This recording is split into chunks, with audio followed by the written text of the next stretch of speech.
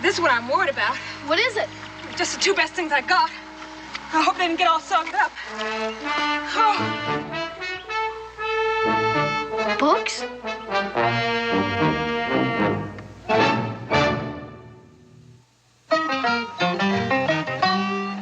Daniel Boone was a man, yes, a big man,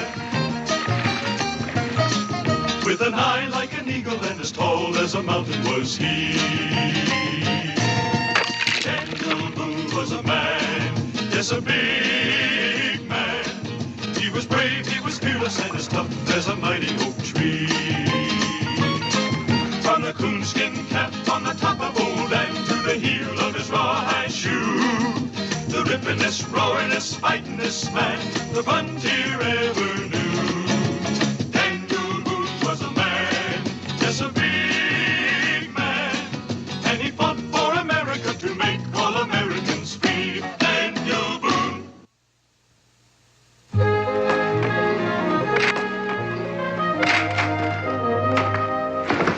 What are you doing? Look at my place. What are you really? Look at this.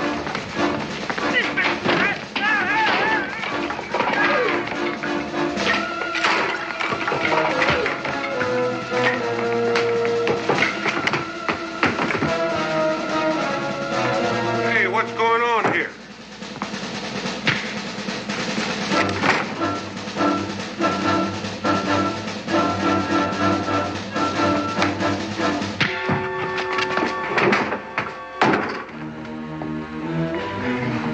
What was this all about? He took offense at something that was said. He was asking about you before it all started. Said his name was Tom Lincoln. What did he want with me? Oh, I don't know. Daniel, when you look at this place, look at my table, chairs, everything's busted up. Well, we'll find out when he comes around. Well, I'll send him over to your cabin. Daniel, that boy of yours fell in the river. Israel? That's right.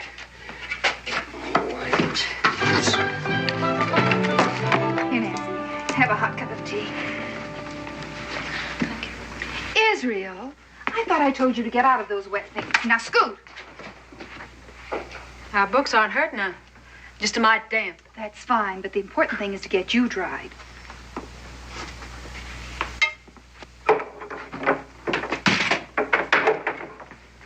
Is Israel all right?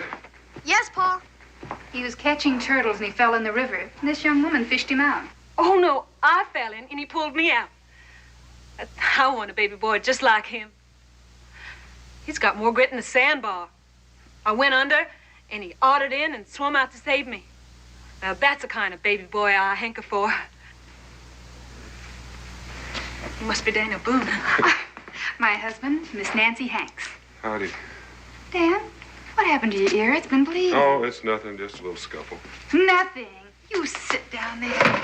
I'll get something to fix it with. Oh. Nancy Hanks. Where are you from, Miss Hanks? Elizabethtown.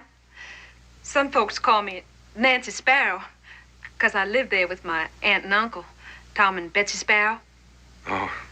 They have a lilac bush by the front door. Let me have a look at that here. Where'd you have the fight? Cincinnatus' Tavern. Who hit you? Some wild young buck by the name of Tom Lincoln. Then you must have riled him. I reckon I did. He's a rip snorter when he's riled. Do you know him, Mr. Lincoln? He's a carpenter and a cooper. He made a sauerkraut barrel for my Aunt Betsy. Well, what brings you here to Boonesboro, Miss Hanks? I come to find a job. I thought that maybe in a big place like Boonesboro, there might be a family that needs some help. What about the Nicholas Burnses? Maybe they could use her. You know, that just might be. They got a whole passel of kids. The last count I made out about 8. 10. Soon be 11. Mrs. Burns is in a family way. So I noticed. Do you think they could afford to hire me, the Burnses?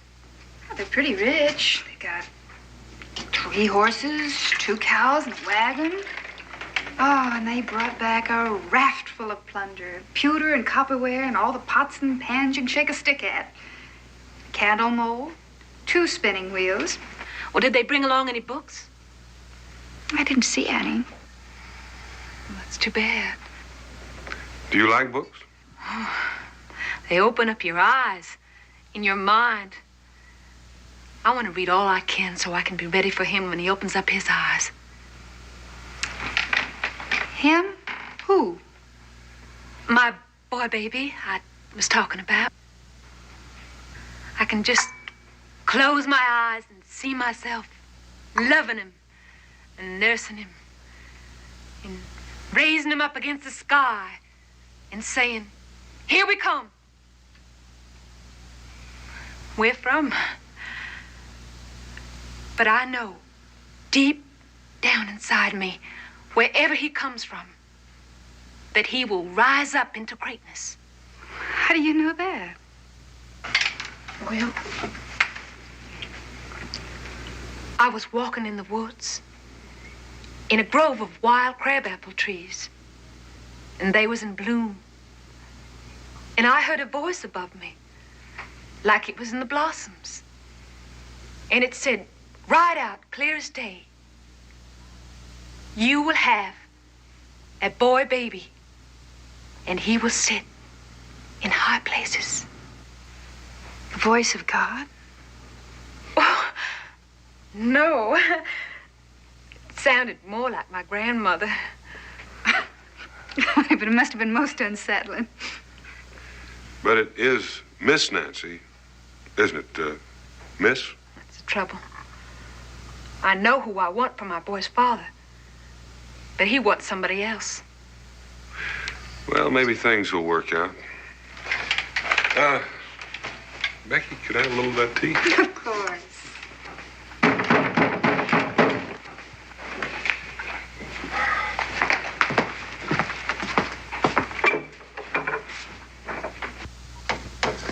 Listen, we've got women in here. I don't want any trouble. I didn't come for no trouble. My name's Tom Lincoln.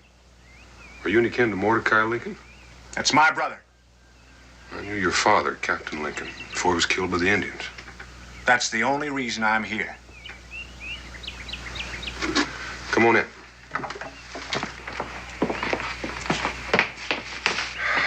This is my wife, Rebecca, Mr. Lincoln. Miss Boone. Mr. Lincoln. Nancy Hanks. Mr. Lincoln, What are you doing in Boonesboro? I came to find a job. A hired girl? Well, it's better than poking my fist into other people's ears. I'll see you later, Boone, when you're not so fuddled up with damp females. Hold your horses. I was just about to leave. Where do these Burnses live? You can't go out like that. You gotta dry out first and print yourself up some. You look like a wet dog. Well, it's better than smelling like one.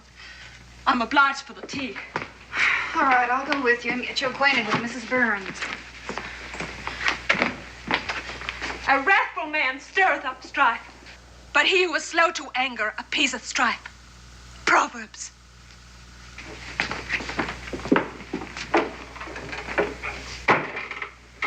I do for you, Mr. Lincoln?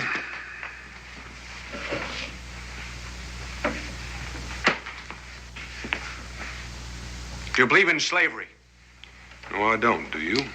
Slavery's against God's law. And we're both on the same side.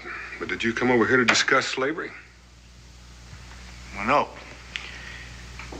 I come for some advice. What about?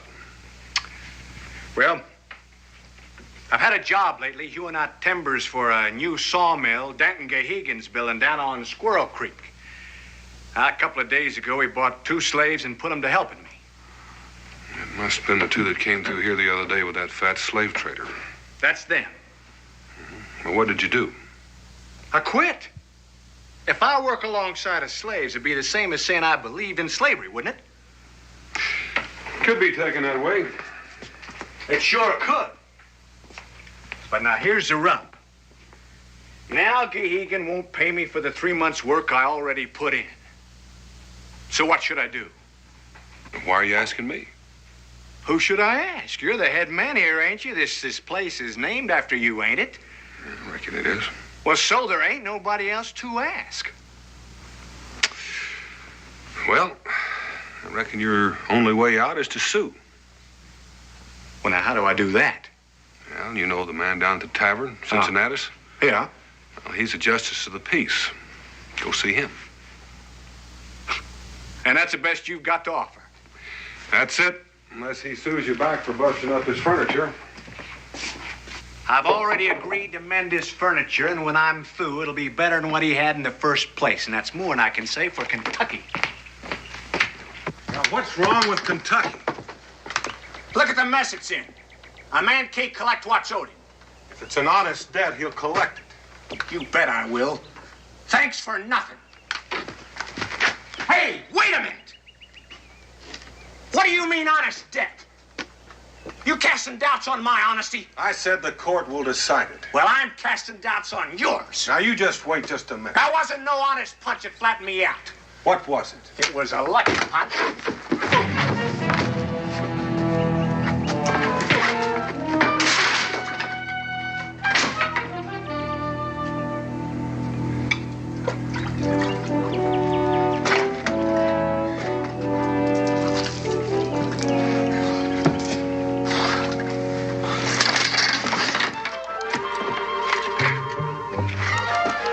While you're fixing those other chairs, you can fix my wife's too.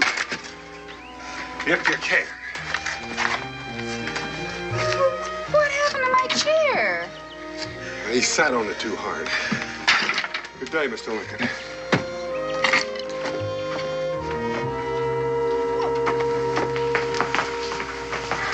What was that about?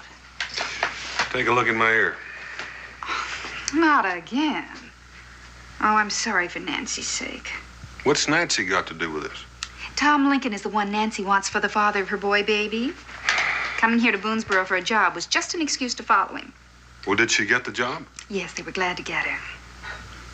Now, just a minute. Did she say she followed him here? Oh, of course not. But didn't you see the way her eyes lit up when you first mentioned his name? No. And didn't you see how she defended him when she said you must have riled him? Yeah, I heard that. And did you see how she tied into him for fighting? Yeah, I heard that too, but I still got whomped in the ear. You men can be so thick-headed about some things. They're in love. I'll bet a stack of feathers on it. Well, I'll wager that no baby boy of Tom Lincoln's will ever amount to much.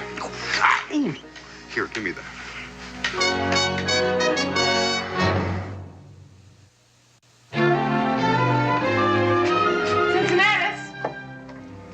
Where's Cincinnati?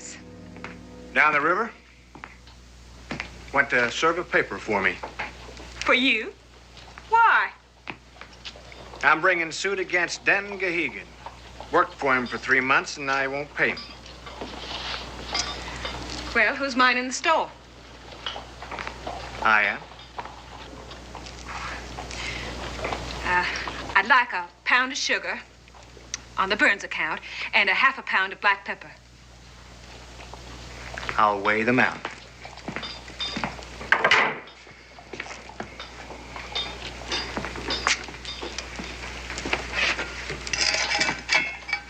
How long you gonna be in Boonesboro? At least till I mend this furniture. You ain't getting paid for that either. No, I ain't.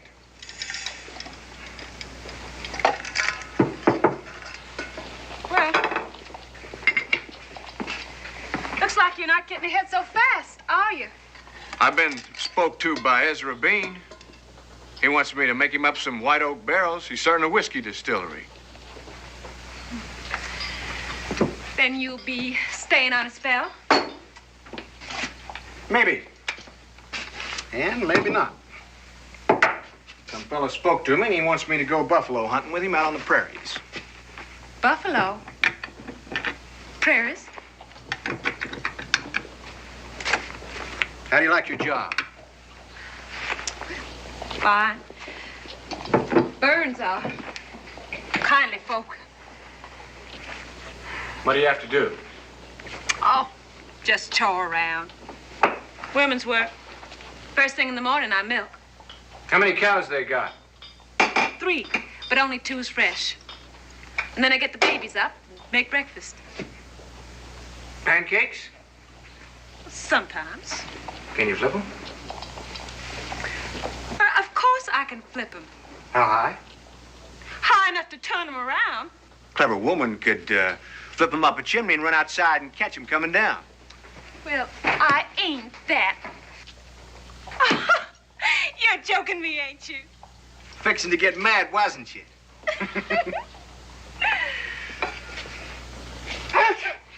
God bless you. This is black pepper. This is black pepper. What do you do after breakfast? I make cheese and sew dotties and wash the babies. And then I make dinner and hoe the cabbages and round the cows in and milk them.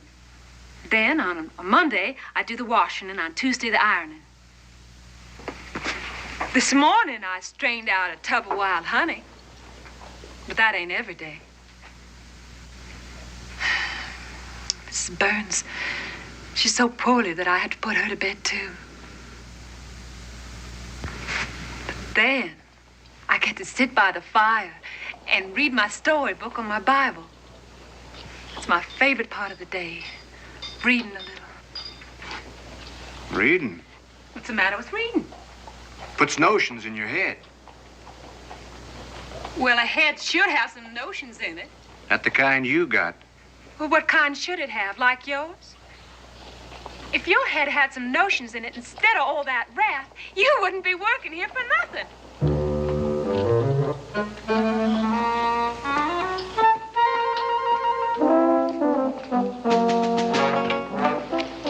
Oh, Miss Nancy!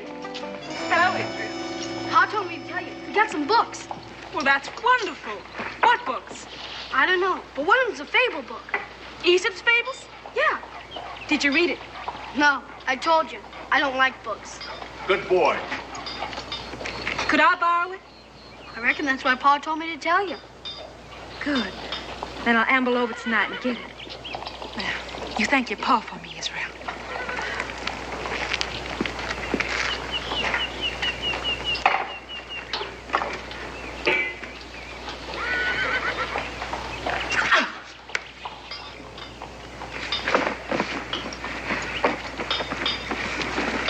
Still at it, Mr. Lincoln? Well, when I get going, I'm too lazy to stop. I see you were socializing with Nancy Hanks. That's nice. Yeah, in a way I was. We was acquainted in Elizabethtown. She must get quite lonesome here.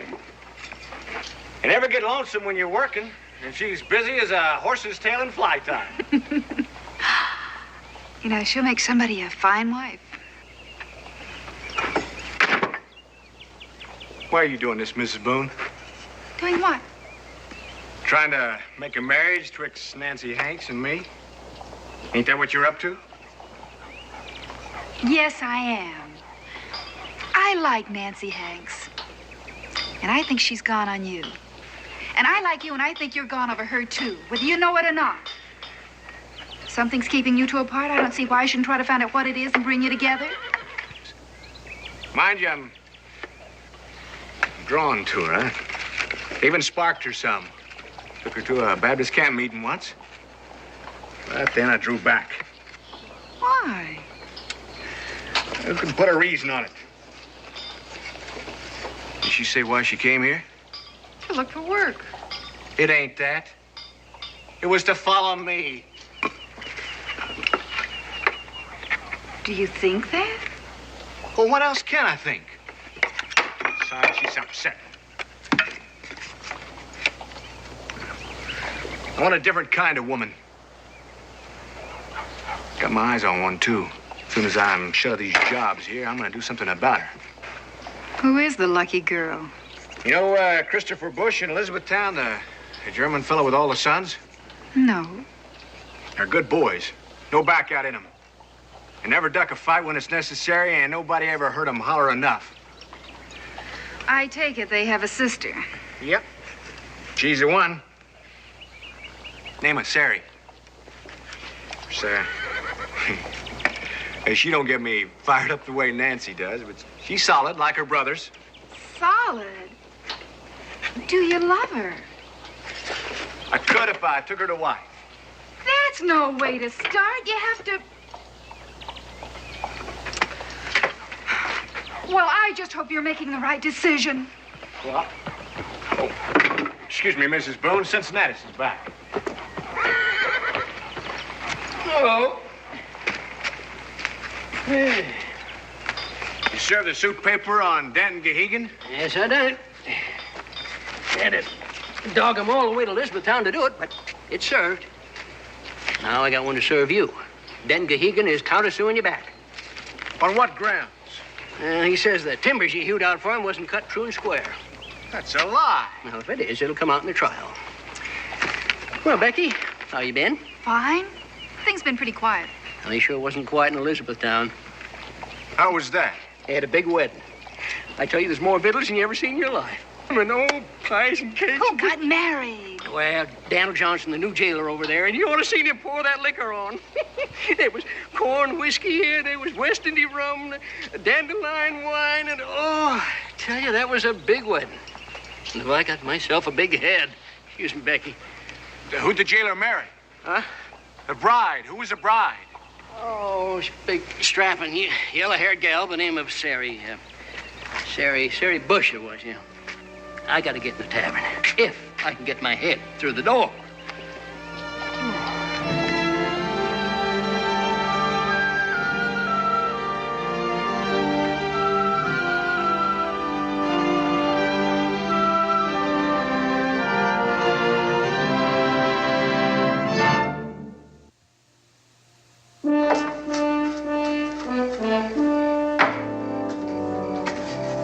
Pa, Chief Cutnose was a bad Indian, wasn't he? Well, he burned a lot of white men at the stake. Three that I know of. Well, when he was killed, did you peel off his hide and make your razor stomp out of it? I certainly did not. That made me as bad as he was. Who told you that? Foxy Graham. Well, Foxy Graham was stretching the truth like his old man does occasionally. Come around here and hold this for me. As a matter of fact, my razor strop was made out of a piece of buffalo hide. I told you wouldn't skin him. Well, thank you for sticking up for me. Can possums talk? I reckon they talk to one another. No, I mean talk English. Now, who told you that? Cincinnatus. I heard him gabbing to some men. He said that you're the best rifle shot in Kentucky. And even the possums know it. He said once, you treat a possum. You were just drawing a bead on it. And he yelled up, "Say your prayers, possum. This is Daniel Boone down here." He yelled down, "Don't shoot down. I'll come down." Well, that's a stretcher, son, but it's a better story. Nancy Hank says that books can make you laugh and cry, can they?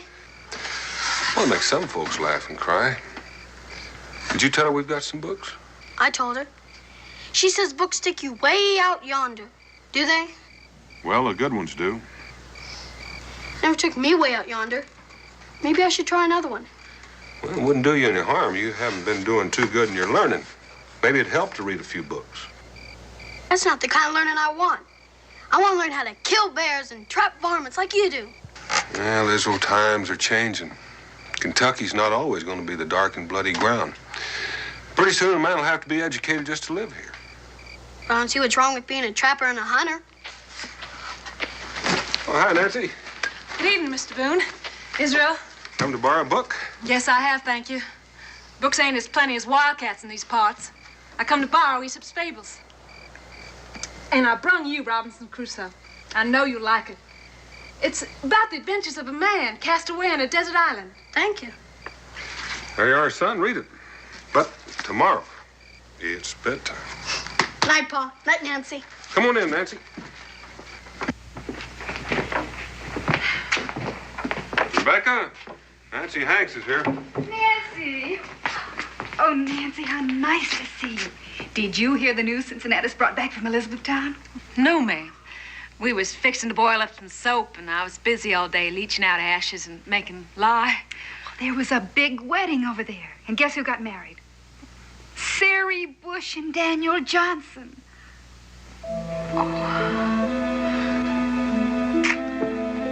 Dear Sarah Bush. I do believe you're crying. I thought it'd make you happy. Well, I'm sad for Tom. He was gone on Sari. No, he wasn't. He told me so. He did? Yes. He told me he thought she'd make a good wife, but he wasn't gone on her. Now, you stop that crying.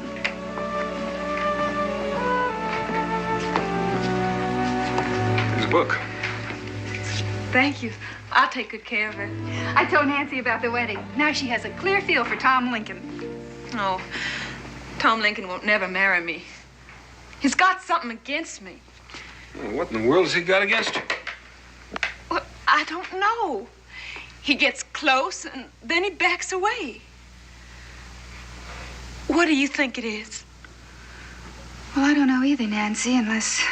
Well, maybe he doesn't like the idea of your following him over here. May think it's a little too forward.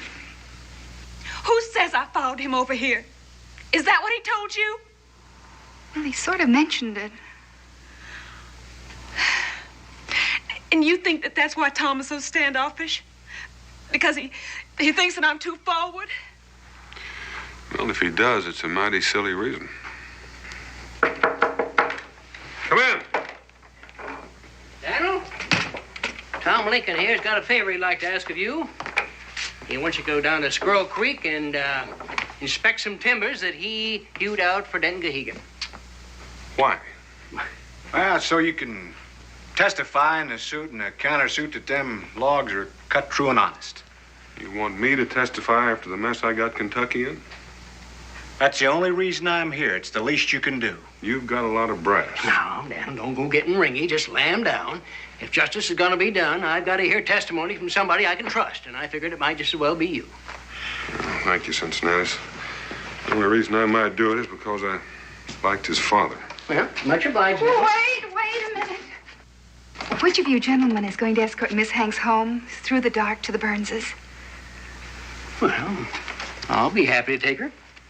I rather thought you'd stay here and tell us more of the news of Elizabethtown. Oh, well, in that case, I'll be happy to stay. I don't need nobody to walk me home. Good night. Oh, I'll walk you home. I was going that way anyhow.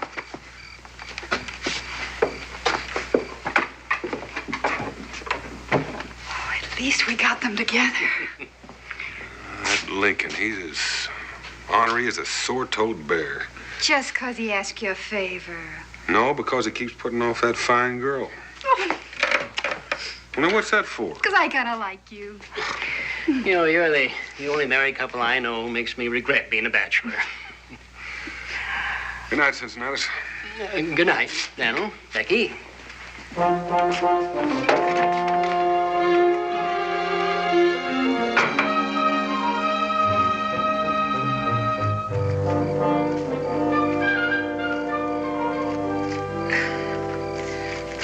Well, I'm obliged for your company.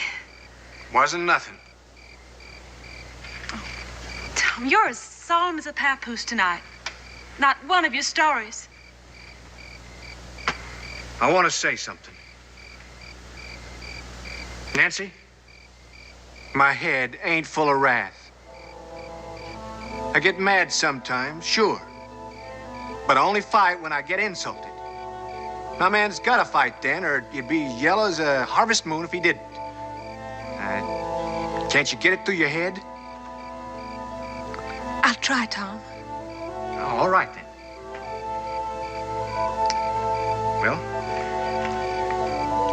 good night. Wait. I want to say something, too.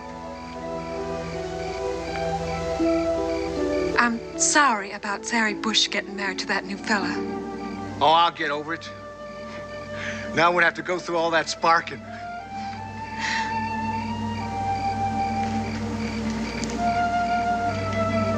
That ain't the real reason I'm glad. Maybe Sari Bush wasn't the woman at the fireplace. My dream. Dream? I've been having a dream lately. My sleep. Same dream. Every night. About a woman? Yeah. I go up this little path.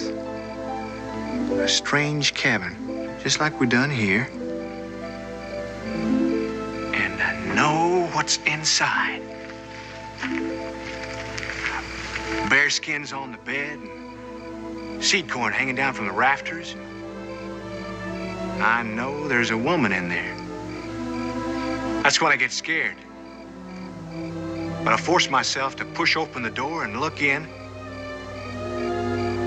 There she is. Sitting at the fireplace. Doing what? I don't know. That's what haunts me. Her back is always facing me. I know she's the woman I'm gonna take to wife, but I can't see what she's doing or who she is. Poor Tom.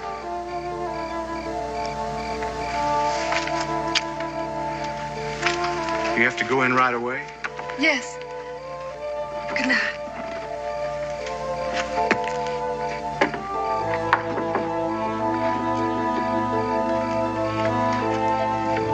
I don't work all day on the Sabbath. After dinner, I usually go down by the river and sit on the bank. Get a hold of myself a little.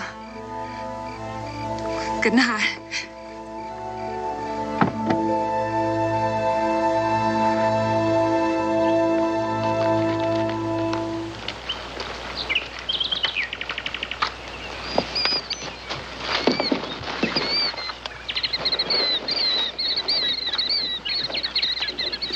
All right, and now remember, some of them are big and some small, but they all got my initials, TL cut in one end, and they're all cut square, straight, and true. So you told me. That'd be 48 of them, and look out for some Gehegan might have had cut after I left. Now, that'll be enough instructions, Tom. I got something for you. About what? About Nancy Hanks. Suppose she did come here looking for a job. Does that mean she was following you? And what if she did? There's no reason to back off from a girl. And who are you to judge, anyhow? That's my business and not yours. All I'm trying to say is, don't be so pumpkin-headed about it. If you're so strung out about being honest, why don't you be honest with yourself for a change? Well, that does it. Now, cool off, Tom.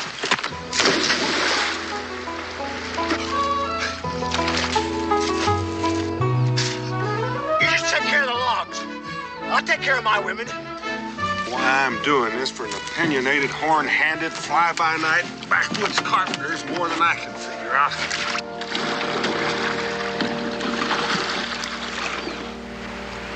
Oh, all the way to Shawnee's Town, long time ago.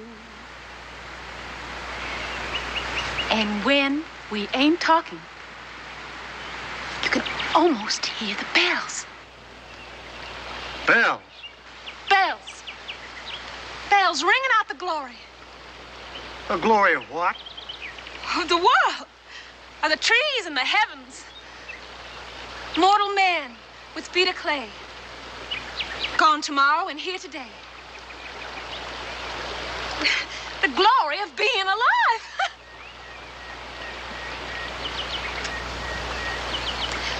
Here. I brought some of my biscuits. You want to try one? Don't mind if I do. There's fresh churned butter on it. And see? A square of bare bacon. I'm a good cook. Never said you wasn't. Never said nothing much, except your stories. Now, ain't you cooking? I can eat anything set before me. Then what? Well, it's Well, is it because I come to live here in Boonesboro? It ain't none of my business where you live. Who am I to sit in judgment on that? Then what is it? Well, if you must know, it's your giddy goose-capped ways. You're so brain wild and notional.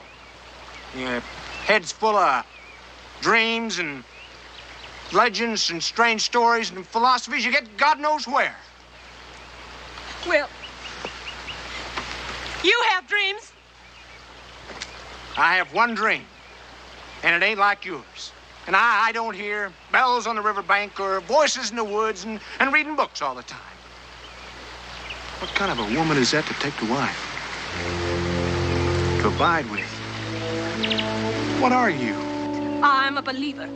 Believer in what? I believe in babies and people, and animals and fishes and flowers and houses and farms, and in hunger and thirst, and in life and eternity after life. And that's what I am. And that's the kind of wife I'm going to be. That ain't the kind of woman to mother my son. I want a practical boy who'll grow up to be a useful man. And I want a woman who can teach him that. With all the wild notions in your head, how could you teach him anything that'd be any good to him? Well, I could teach him. And more than just swinging an axe. No. No, you wouldn't be a fit mother. Well, then go. Go find yourself a mother fit enough for your son. And get off of my riverbank.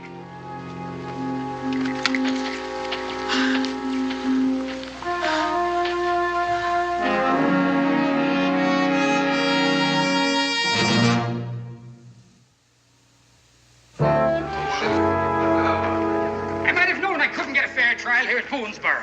It's robbery, that's what it was, robbery. And them's the ones that did it to me. You're all in cahoots, the whole bunch of you. And you call yourself a judge, do you? Well, the curse of Michael Feeney be on you.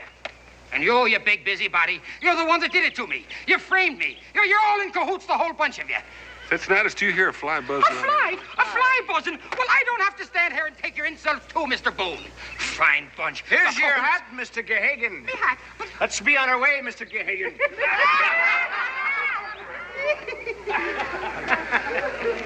I'm obliged for your help, Miss Boone. You just told the truth. I'll get on your porch chair right away, Miss Boone. Now get back to the tavern.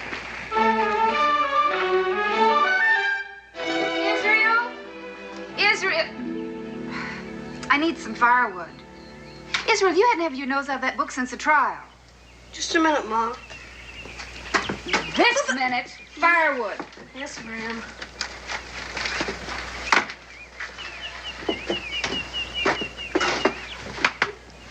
Good day? Oh, fair. Israel finished his storybook? He was about to when his cruel mother made him do his chores. Mr. Lincoln. Here's your porch chair. Where would you like it? Put it right there and come on in.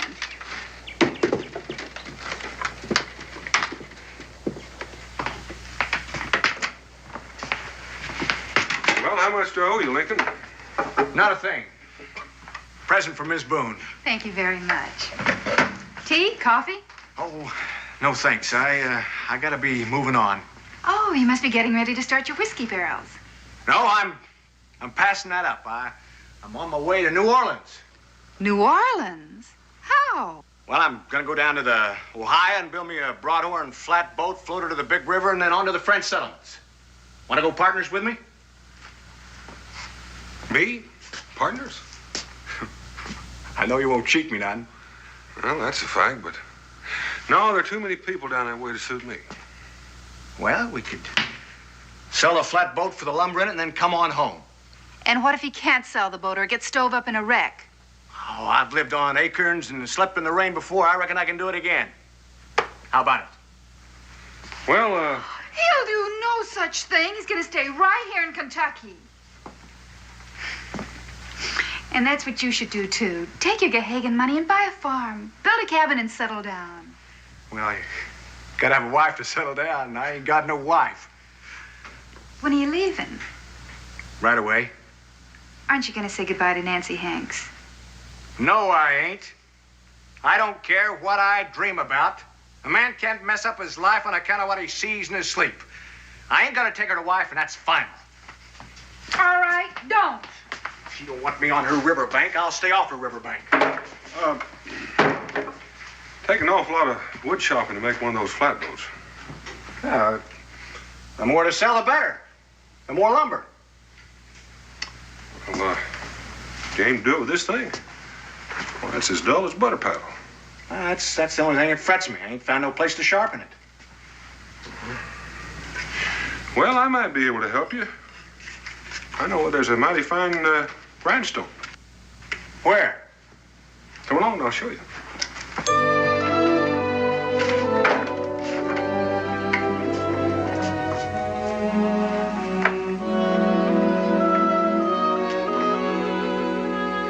Hey, wait a minute. What are you doing, playing tricks on me? This is where Nancy Hanks works. The grindstone's out and back. Come on, she won't see you.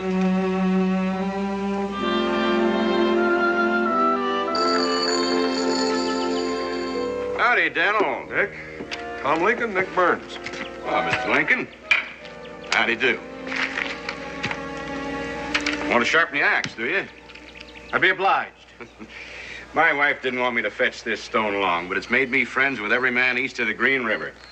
You'll need some more water, Nancy.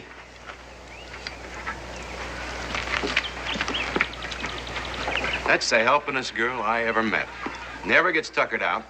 And she's got my kids lined up like a squad of Hessian soldiers. Every one of them doing a chore. And if they don't know how, she shows them. Even their ABCs. You know, I got me a hired girl and a schoolmarm, both for the price of one. And she's a born teacher. Well, have at it. I got work to do. Turn for 'em, Nancy. Thank you, Nick.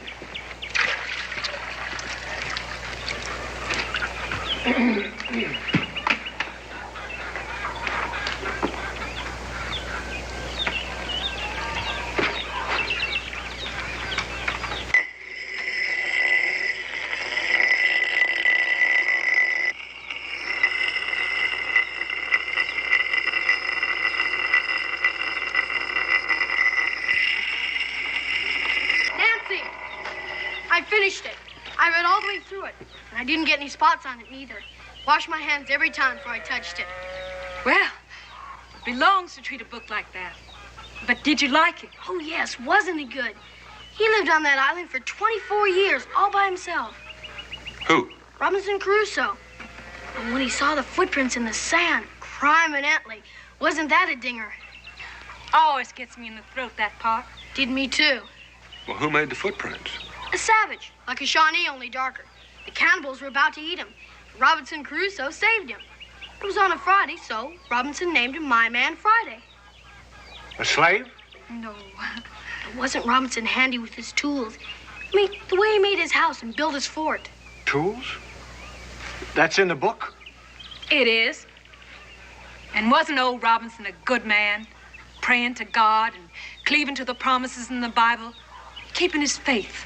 Doing all the good he could, even when he was taming his goats. What else have you got, Nancy? What other books? Just my Bible. I didn't think you liked books. You changed me. I never knew they had so much good stuff in them. Well, then I'll give you back your fable book. It's got lots of good stuff in it. Only you'll have to think some to get it out. Could you do that? I can try. If you try, then you'll do it. Maybe there is something to getting some learning. Pa always says times are changing, and a man has to get educated to get along in Kentucky. Your pa's right. Looks like you've taught him a valuable lesson, Nancy. I'm much obliged to you. If she could do that for your boy, she could do it for her own. Couldn't she? Well, I don't know why not. Maybe even better as a mother. Yes.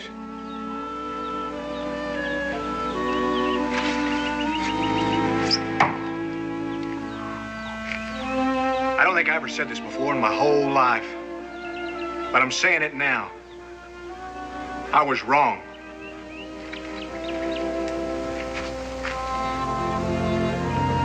I'm a pumpkin-headed, fly-by-night carpenter. Jesus was a carpenter. And so was his father.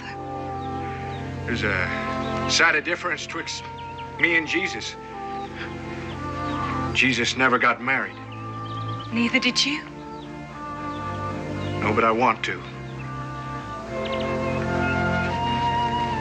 Had a dream again last night. About the woman by the fireplace. She finally turned around. Did you see her face? Yes? Who was she? She was you. What? So will you, Nancy? Will I what? Will you do me the honor to be my wife and the mother of my son? Yes, I will. And thank you for the offer.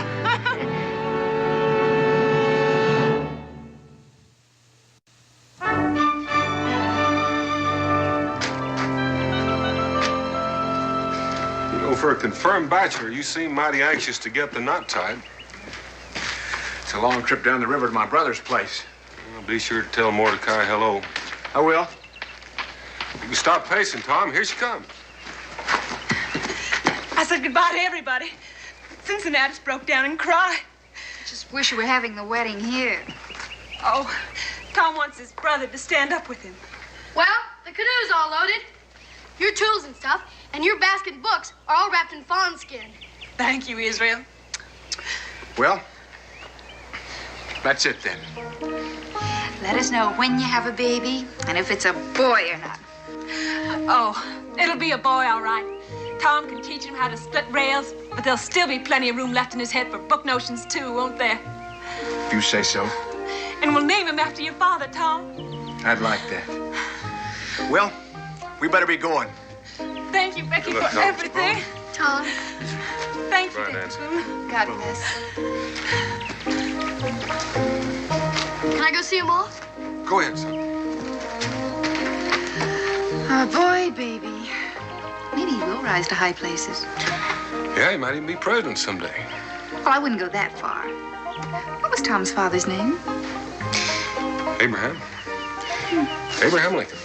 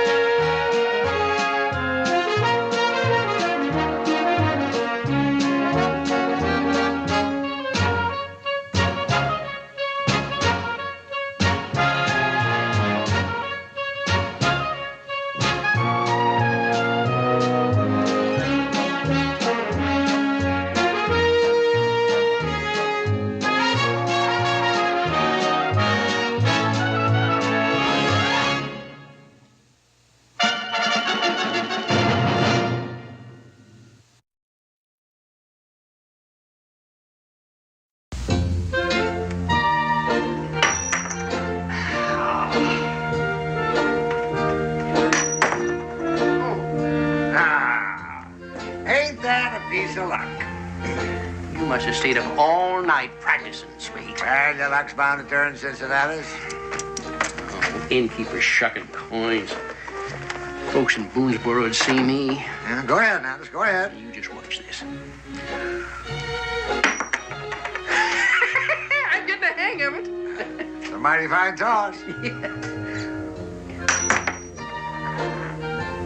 Sure figured you for a winner that time, Cincinnatus.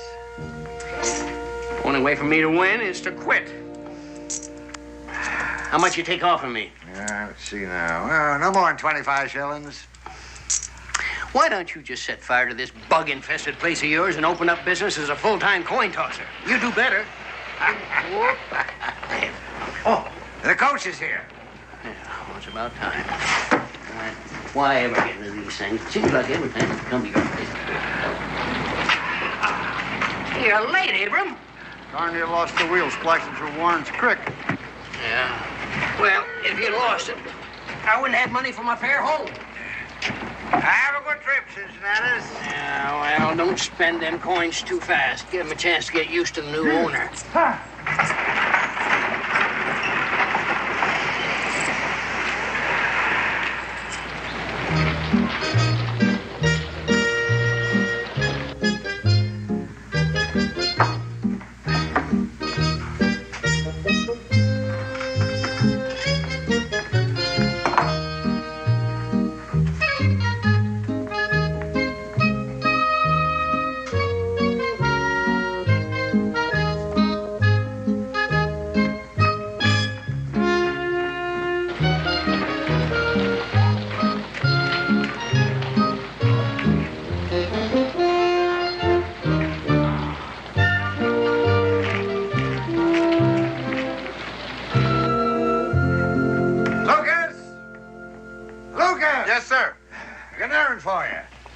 This here was left behind by Mr. Cincinnatus, and I want you to take it. Mr. Sweet, I got Mr. Brookins' boy to learn me the alphabet. Ah, that's real nice, Lucas. Did you mean it when you said I could get the night clerk if I learned me how to read? Lucas, there's always a promotion in my tavern for a boy with ambition.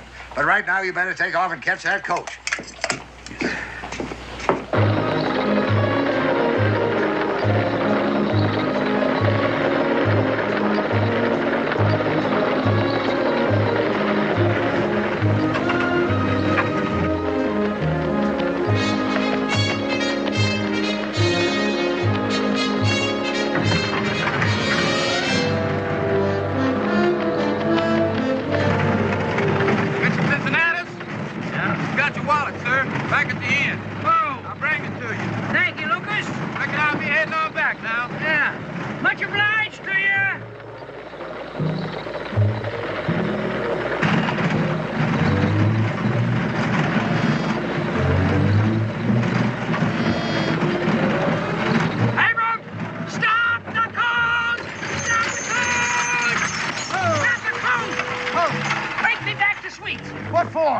You see that trail of dust back there? Well, that ain't no trail of dust, that's a rainbow. And you're looking at the man that discovered the pot of gold at the end of it? Come on, Abram, take me back to Sweets.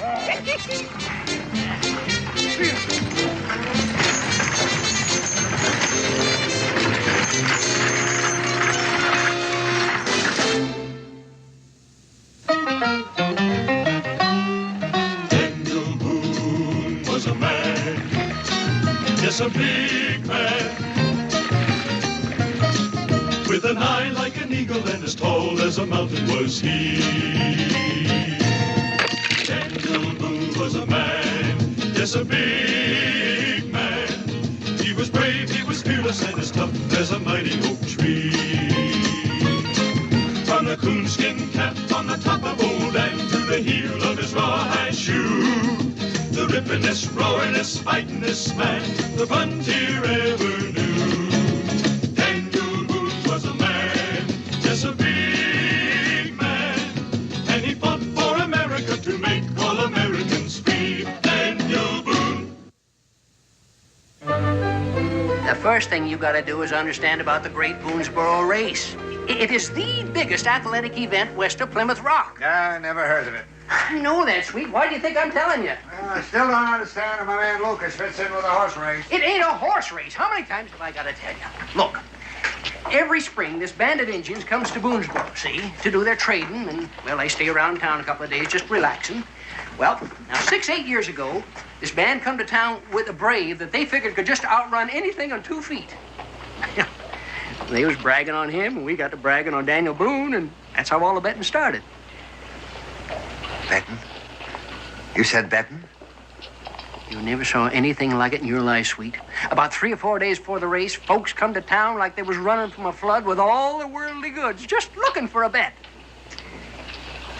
I recall, about 4 years ago, a man won himself a wigwam complete with a squaw and 4 papooses. Squaw and 4 papooses? What did he do with them? He drowned his wife and saved them. Said the squaw was a better cook. Daniel Boone done all our racing at first, and he won every time. But then they came up with a rule that the same man couldn't race more than 3 times. So we had to get ourselves another man. Find someone? We lost 3 years running. Oh. Hey, tell me something, Cincinnati. Them Injuns, what do they bet? Skins. Skins. No hard money, huh? Well, skins is hard money. Do you know what a prime beaver pelt brings in Louisville? Plenty. You ought to know it. Of course, there ain't too much hard money in Boonesboro. But anything a man signs to, he redeems it come skin selling time in Louisville. And back home, a man's mark is just as good as gold. So, you ready to make ourselves a little deal? Well, I don't know. Lucas means an awful lot to me. It could mean a lot more to both of us. Yeah, but even though Lucas is a slave, I always treat him like I was my own kin. Well, afraid I couldn't sell him to you, Cincinnatus. Who said anything about buying him? All I want to do is just rent him for a spell. Rent him? How much? Well, how much you want? 3 shillings out of every bet put down in Boonesboro. 3 shillings? Without my man Lucas, you might lose the race 4 years running. That's highway robbery. 3 shillings out of a bet is downright highway robbery. Now, Cincinnatus. There's one tavern keeper to another. You know as well as I do. You got to spend money to make some. When did you ever part with a penny, sweet? Why, I'm doing you a favor. All you're doing is spending a measly 3 shillings in order to make 10, 20 or more. 1 shilling. 3 shillings or no deal. What am I going to tell the settlers? I'll tell them how much money they're going to make off their bets on Lucas. Better yet, let old Lucas give him a little demonstration. All right. 3 shillings out of every bet. But I am going to keep track of them in a book. And I'll be right there in Boonesboro to see that you do it. The 3 shillings comes with the bet. If I'm going to take the bets down, I've got to trust the settlers. Why, they don't even put their money down until they... You trust the settlers and welcome. It's 3 shillings or no race. All right. All right. Plus down payment of £5 for the rental of my man.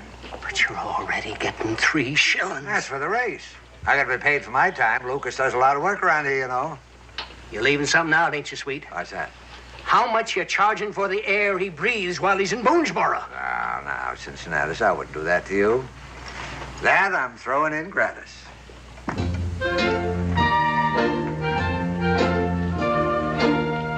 Ain't enough if you both want to ride first class. How much if one of us wants to ride second? £5.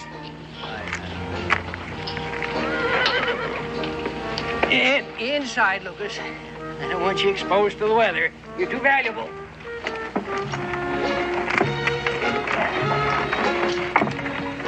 Now, you just mind what Mr. Cincinnatus tells you, Lucas.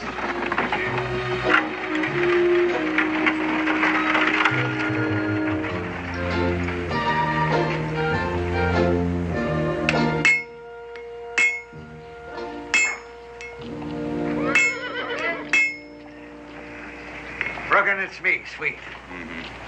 I'll give you a whole pound if you'll hire Linus out to me for 1 week. You, figuring on going to the blacksmith business, are you, landlord? No, it's nothing like that. It's just that Lucas is took to his bed. Sick. It's just for 1 week. Well, now, I'll settle for, £3. £3. I tell you what, Brooklyn, I'll split the difference with you. £1.10. Well, now, considering you're the one that's in need of his services, £2.10. You think I'm made of money, Brooklyn? No. Irregardless of that, it's £2.10 or no Linus.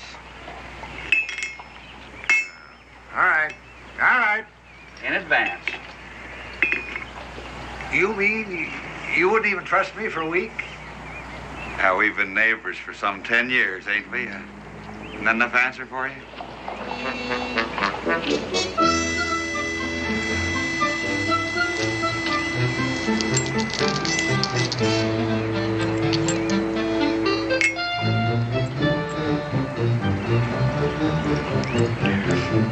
Linus? Oh, Linus! The sweet out here wants to see you. Just look at him, Chief. Now, do I still sound like a man who speaks with a forked tongue? Yes. Well, then I guess I gotta prove it to you. Now, you pick out the fastest brave you got, understand? Understand.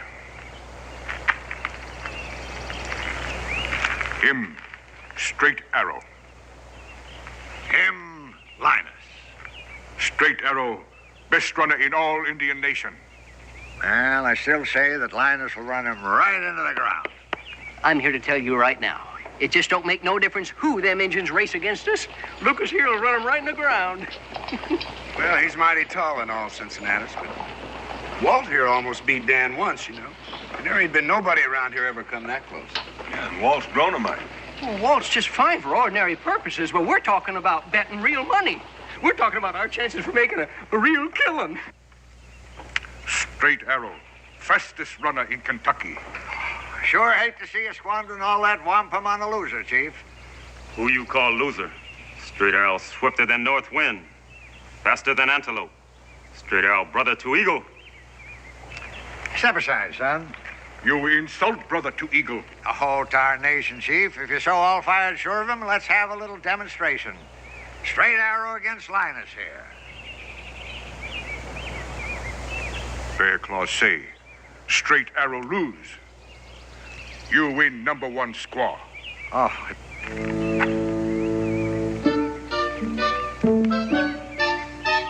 She got a lot of confidence in your boy, Chief. Tagon Hatsi Tongo, daughter of Shaman. Very wise woman. Yeah. I'd hate to have you lose her, Chief. Then this sacred stick. What you bet?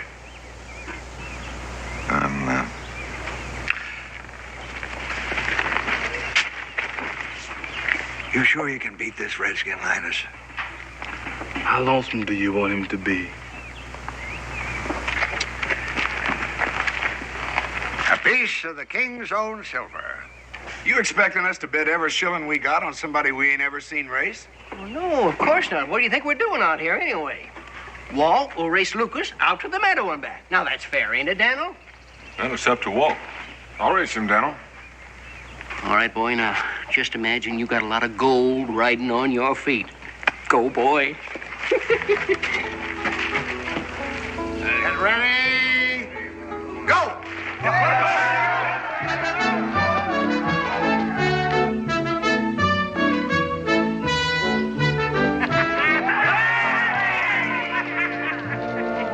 Here he comes. Oh, that Lucas is something, ain't he, Daniel?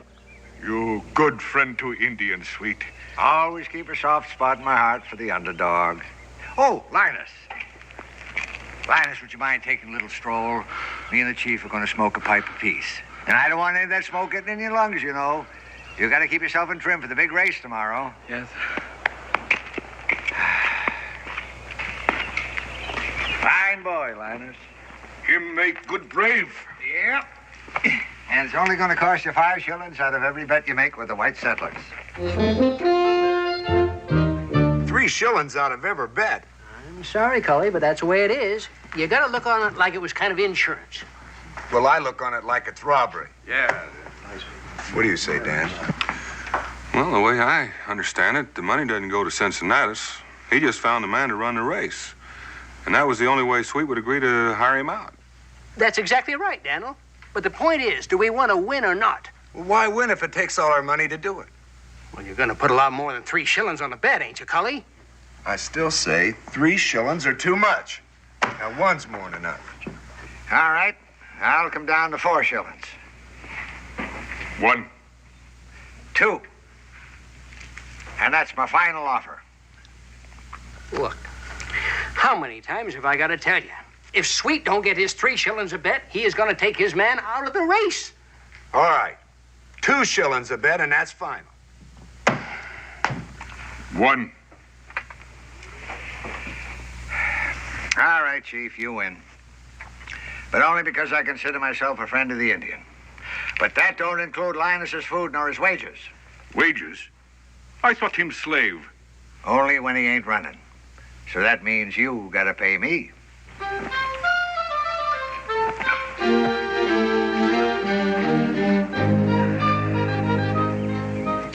Now remember, Chief, you better keep Linus in camp till the race.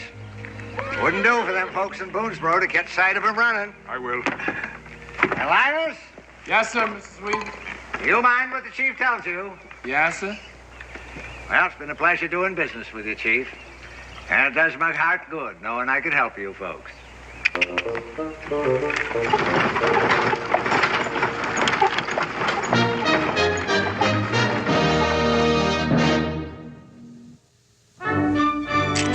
you are. That's Mr. Got me down for Conklin. £1 and 4, haven't you, Cincinnati? Wait, Mr. Conklin, I got you down. Now, come on, Cincinnati, get me down. Joseph Jones. I've got you down already, Johnny. How many times have I got to tell you? Now, will you quit your shopping?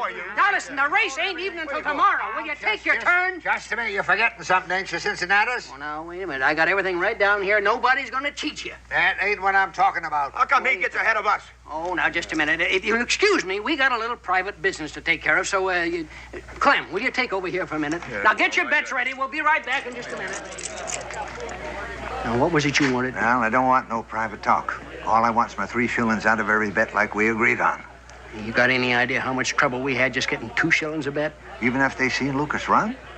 Oh, you gave him a demonstration like I told you, didn't Well, you? of course I did. And Lucas won, didn't he? You don't And understand. still them fools object to my getting 3 measly shillings out of every bet when they're going to make themselves a fortune? Now, there ain't nothing guaranteed, Sweet. What do you mean by that? Well, for one thing, how do we know who them engines is running against Lucas?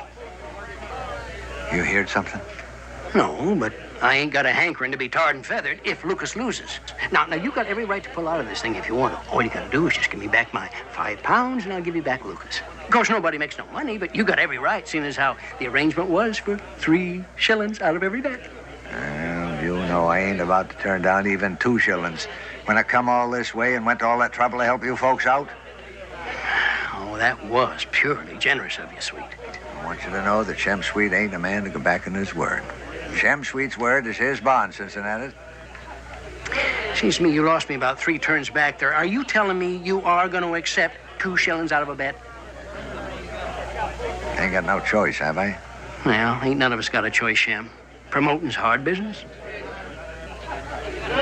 All right, you all want to get rich, don't you? Come on, get your coins up here. That's the stuff. I'll take over now. Thank you, Clem. All right, come on now, then. It's 45 for the calf. and Hendrickson, 75. That's the stuff. All right, Davidson. There you go. And Conklin, did I get yours?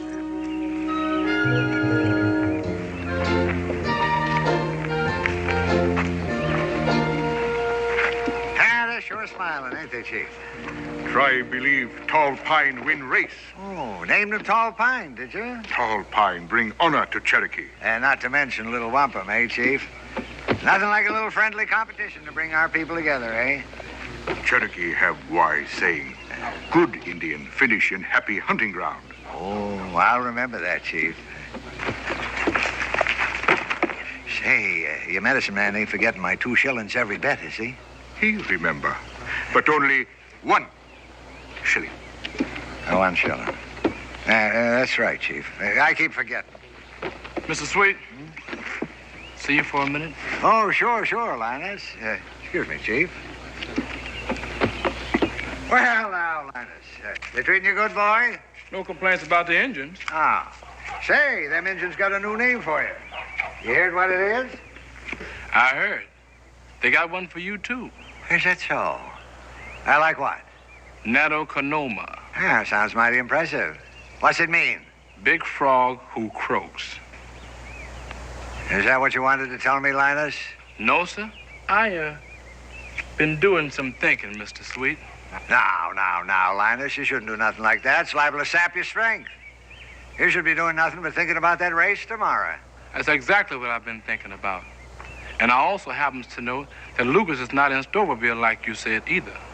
No, where would he be? In Boonesboro. What would he be doing there? The same thing I'm doing here. Brooding about that race. You question the word of Shemuel Sweet, Linus? Who do you think you are? Tall Pine. Oh, them Indians sure swelled your head, Linus. No, sir. I swelled it all by myself. What are you trying to tell me, Linus? The chief made me honorary Indian. Well, now, isn't that nice? Say, maybe we could make you an honorary white man. The chief also expects me to win. Well, of course he does. We all expect you to win, Linus. That's what the race is for. The people in Boonesboro expect for Lucas to win, too, because he's running against me, ain't he, Mr. Sweet? Ah, you saw right through my little scheme, didn't you, Linus? Yeah. Shem Sweet, arranging the race of the century. Ever stop to ask yourself what for, Linus? I'll tell you what for. To bring a little joy and happiness to the lives of everybody. How you take the poor white man, hacking his way through the wilderness. Nothing but hard work and privation. And them Injuns scalping and plundering. I said to myself, Shem Sweet, here's your chance to take their minds off their miseries. Linus, you realize you and your brother are going to make history tomorrow? I don't want to make history, Mr. Sweet. I just want to make me some money. I can't believe I'm hearing right. I'll say it once more, Mr. Cincinnatus. Ain't gonna be no race at all unless I'm in on a share of the profits. Profits? Why don't you just come over here and tell me about it? Yes, sir. Step right over here, Lucas. What profits you talking about? What you are making off of me? The sun must have got to your head, boy. I've been working you too hard, right? Yes, sir. That's what I thought. Well, now, all you Ain't need nothing is... a little money won't cure, Mr. Cincinnatus. I know I'm just a poor, ignorant slave. But I got eyes and ears. And I've been putting things together like. What things? Well, I know for certain the settlers are betting everything they've got on the race. And I know Mr. Sweet stung you for £5 for my hire. That's right. Right out of my own pocket. And I also heard that the settlers have to pay Mr. Sweet 2 shillings for every bet they make. Now, you can't keep things quiet in a place as small as Boonesboro. You ought to know that, Mr. Cincinnatus. Now, the only thing I ain't figured out yet is what you're getting out of this. Well, nothing except what I make betting on you. What you make betting and all that brew you're selling on account of the race. Well, now, maybe you have got a point there, Lucas. Why don't we talk about your share of my winnings tomorrow? What's the matter? It's my leg. Suddenly beginning to act up. Mighty strange how sudden it was. Sure can't run if it keeps on hurting. Doggone if I don't feel like I'm about to pull up lame. All right, we'll talk about your share of the winnings now. How much? How much is Boonesboro betting? Well, what's that got to do with it? Lots. I want 1/10 of all the bets. 1/10? Well, that would come to more than £100. Power like that could almost make you feel free. And I want it in advance, too. Otherwise, no race. I guess the folks around here would be pretty unhappy with you if you had to tell them it wasn't going to be no race. I reckon they'd even close your tavern down out of pure spite. I just can't believe this is Tall Pine talking. Just plain line of honey. And you're being plain unreasonable, that's what. All I'm asking is half of what you're getting from the tribe here. Only I won't mind in advance. Now, what's so unreasonable about that? Well, it would just about ruin me, that's all. It'll pain me to let on to the chief that my brother Lucas is running again now. Now, you wouldn't do that to old Shem Sweet. A man who's looked upon you and Lucas like his own 2 sons. It'll sure make me feel low, doing something like that to my own pa. Of course, if we was partners now. All right. I'll share it with you. After the race. Before and in my hand. I gotta say this for you, Linus. You sure picked up the white man's ways in a hurry. You can't scorn a man for trying to improve himself, can you, Mr. Sweet?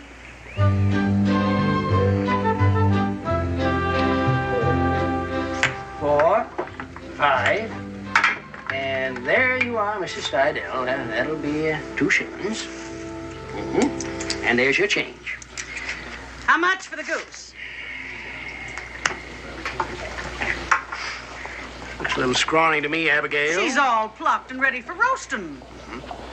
Well, maybe 6 shillings. I'll take it. Now, never mind paying me. Just put it on Lucas to win. Just a minute, Abigail. Come back here. I can't take this. And why not? Well, I happen to know that Jed's crop didn't do too good this year. Since when did you start worrying about Jed and me, I just can't take a wager from a woman. You tried to tell me, Cincinnatus, it's only a man privilege to put money on a sure winner? Well, it ain't that exactly. Well? I suppose Lucas should lose. I'll take my chances. I still can't do it. You hear that, ladies? What do you Please, ladies, will you just simmer down? You better take it. All right, I'll take your bets.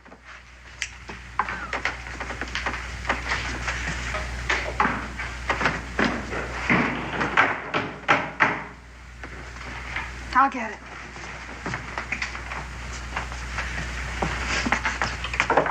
Dang harpies. They're all after me. I never saw anything like it in my life. You know, if I didn't know better, I'd say you were in training to run that race yourself.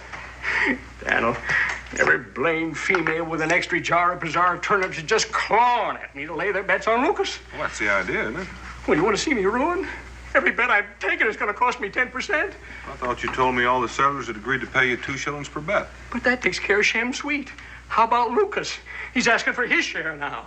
How ungrateful can he be? That's exactly what I told him, Becky. I took this poor, ignorant lad out of obscurity and brought him to Boonesboro at my own expense. And I said, boy, I'm going to make your feet famous. And then he turned against you. I knew you wouldn't believe it when I told you. Well, it's getting harder and harder to turn an honest profit these days. Daniel, you're laughing at me. But I'm telling you, there ain't going to be no race tomorrow unless I pay him 10% of every bet I take. Then he doesn't run. It isn't the end of the world. Doesn't run. Becky, after I promised every critter in Boonesboro all the money they're going to make off them engines. Well, they might settle for a tar and feathering. Now, Daniel, you don't really think they do that, now, do you? Well, if they didn't get to shoot you afterwards. Well, it sure wasn't my idea for Lucas just to help himself to the settlers' money. That's exactly the point. It should have been. Why shouldn't he share in the profits? He's doing all the work. But I done all the promoting. All he did was the running. Look, Becky, it ain't me. It's them settlers. If you got any idea how much trouble I had just getting 2 shillings a bet for Shem Sweet, and now can you see me asking them for more? I just wish I'd never heard of this Lucas Hunter. Daniel, all I was trying to do was just get some money for my friends in Boonesboro. I sure wish I knew of a way of sneaking out of town with a man 7 foot tall. You know, Cincinnatus, there is a way out. How? For heaven's sake, tell me how, Dan. Well, didn't you tell me there was about 900 pounds of Boonesboro bets, including prime pelts? Yes. Well, that'll make about 90 pounds due to Lucas. Well, that's just for running. Well, how much are you aiming to bet on Lucas? I reckon about 100 pounds. Why? Well, why don't you use that to pay him? You'll still come out ahead with all the extra business that the race always brings in. Are you asking me to take every penny I have in this whole miserable world and just give it to Lucas? I'm not asking you to do anything, Cincinnatus. I'm just telling you there's a way out. Daniel, it ain't human to ask a man to take the money he's going to get rich on and just give it away. Well, then find the money someplace else. But where? There ain't no extra money left in Boonesboro. Sounds like a good idea to me, Cincinnatus. For who? For Lucas? Well, what about me? He wins, and I get to stand around and watch folks stuff their pockets. Well, it looks like the only thing left for you to do is ask folks for 10% of whatever they bet. I could just jump off the cliff over Catfish Creek. Except there ain't no water in it. Where are you going? Oh, I'm going back to the tavern and get my 100 pounds. Daniel, profit system still could use some tinkering with. What's the profit system, Paul? I thought you were asleep, young man. I was, but Cincinnatus woke me up. He sounds real unhappy, Cincinnatus. Israel, it's late, and you should go right back up to bed. I will, Ma. I promise, please. In 5 minutes. Please. Well, 5 minutes, but not a second longer. Can I help you make bullets, Pa? Is your hand steady? Yes, sir. Is your eye clear? Well, I can, see that big chip on that log over there at the end of the fireplace. Well, since you put it there, I'm not too surprised. All right. Be careful. What's the profit system, Pa? Profit system? Well, it's a system we live under. Say that I go out and trap a prime beaver, and then I skin it and cure the hide and take it into Louisville, and somebody pays me 15 shillings for it. Then I take the money home, give it to your mother, and she buys things for you in the house. Like she goes out and she sees this prime goose. And Mr. Stovall says he'll take, 6 shillings for it, and she gives him 6 shillings and brings home the goose. And back in Louisville, the man your father sold the skin to is making a fine hat of it. And he'll sell that hat to somebody. So he'll have money, too, to go out and buy things with. I see. And then Mr. Stovall is taking the 6 shillings he got for the goose. And then he goes out, buys what he wants. That's right. There's something you don't understand? You and the man in Louisville, and Mr. Stovall, they're all making money. I understand that, fine, but... But what, dear? Well, poor Cincinnatus. He's out in the cold. He had to spend all his money. Heard you say he was going to give it to Lucas. Well, I guess Cincinnatus kind of got himself in a trap. Well, then, it always isn't a profit system. Sometimes it's a spend system. I guess it is. Spend for some, profit for others. Now, don't you think Lucas should make money for running the race? Well, sure, but Cincinnatus isn't the only one betting on the race. Don't you think the other one should spend too? Don't look at me. He asked you. Well, Israel, it's kind of complicated. You see, Cincinnatus has already collected 2 shillings from everybody that's bet on the race. And he's afraid if he asks for more money, they won't give it to him. He's afraid they'll tar and feather him. You heard him say that, Ma. Mm-hmm. And I also heard someone say, just 5 minutes. I promise to go right to bed. I'm going. Lucas, how tall are you? Oh, 16, 17 feet. I just remember which. You're not. How tall do you think I am? Gosh, you're taller than Pa. Up to now, he's the tallest man I ever saw. You should see my baby brother. He's even taller than me. Eminently, where's he? Back in Davis County, working for the Smith. Doggone, I wish I hadn't mentioned old Linus. Making me homesick. Here comes Cincinnatus. Hi, Cincinnatus. Great day for the race, isn't it? What's so great about it? You got it. I had it. It's yours now.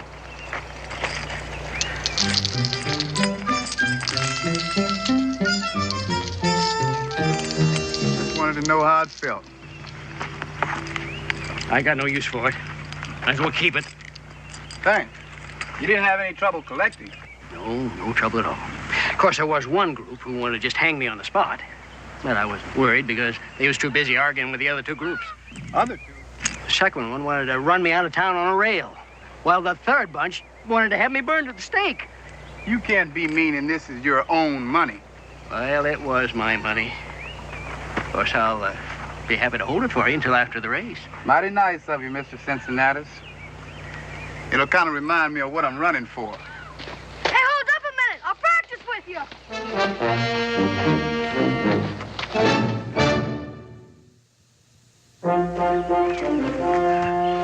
Lucas! Run, boy, run! Linus? You're the last person I ever expected to see out here. Guess I am at that, brother. Who are you? You don't seem too surprised to see me, though. I guess we got some things to catch up on, Brother Lucas. Now, here's the way the situation is. You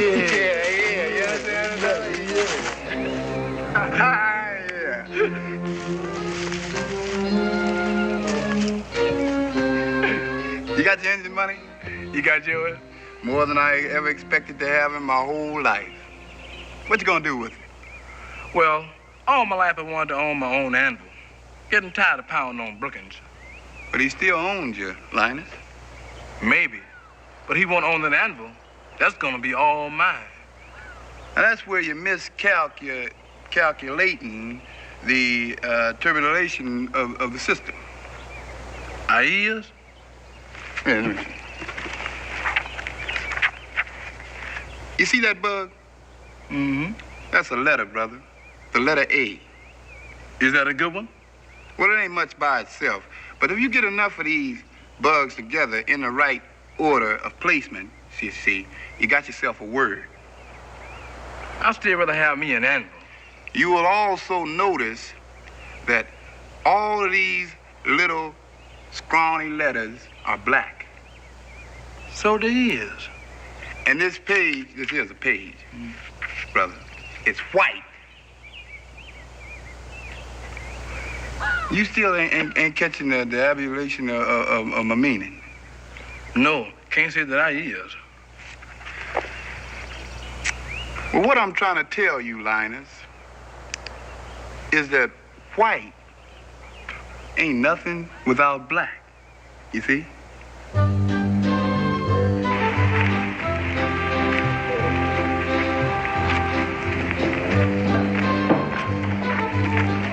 Well, Chief, I see you're betting real strong this year. This year, we win again, Boone. Our money says it's our turn this year, Chief. Well, however it comes out, let's hope it's a real contest. Contest? Sort of the same, you know, like the runners evenly matched. Like one good as other same. I know. Even, yes. I know even. Good, Chief. Well, Chief, your braves can put their bets in the tavern right alongside ours. I'm gonna look at that one now. I'll show them where to put them. Fine.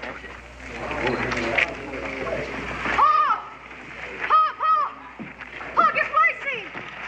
Well, now, Israel, I haven't got time for any guessing games. Well, son, you almost knocked over that bushel basket. You're a good man, Boone. Indians trust you. But, Paul! In a minute, son. Now, the race will begin, Chief, when the sun is directly overhead. Is your runner all set? But, Paul! All set. So is ours, huh, Daniel? Bet your boots, Cincinnatus. You running straight air again this year, Chief? No. Straight arrow get fat, get too slow. Indians have other runner. Oh. Well, wish him luck for us. And by the way, we have a new runner this year, too. And I think I'd better warn you. He goes like the wind. That's what I gotta tell you. Some win slow, some fast. You gotta let me tell you that... Now, Chief, is your betting list ready? All here. And ours right here. Well, I reckon we're all set. But, Paul, won't you let me tell you... Israel, whatever you have to tell me, I reckon can wait until after this race is over. Now, do you understand? That's final, son. All right, folks, come on. Come on.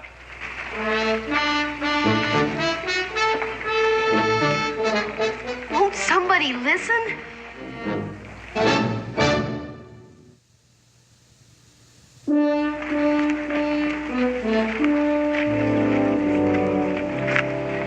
My goodness, you don't seem very excited about the race. Is something wrong? Ma, have you seen Cincinnatus? No, I haven't.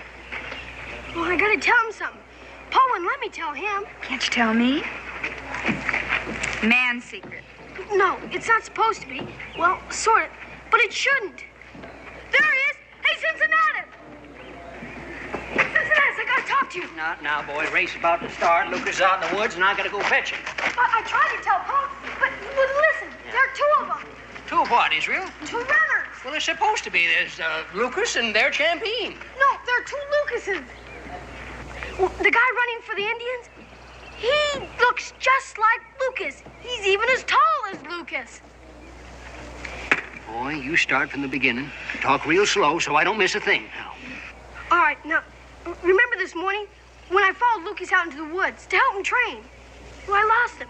But then when I found him, instead of one Lucas, there was 2 Lucases. And I backed off real quiet like Pa learned me. And I ran all the way to Boonesboro. But I couldn't find anybody to listen, except you. Cincinnatus? You were listening, weren't you? Boy. You gotta find your Pa. Come on, boy. Hurry. It sounded like they were brothers. They were counting out all the money Cincinnatus gave me. Well, I couldn't tell what they were doing, because all of a sudden they shook hands. I got out of there real quiet like you showed me. And I ran all the way back here. But you wouldn't listen to me. So I had to tell Cincinnatus. That's all I know, Pa. What is it that has happened, friend?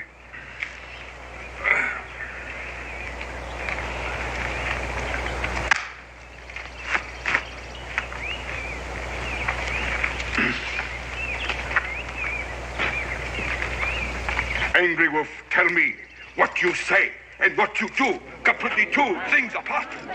What is it that you try to do to me?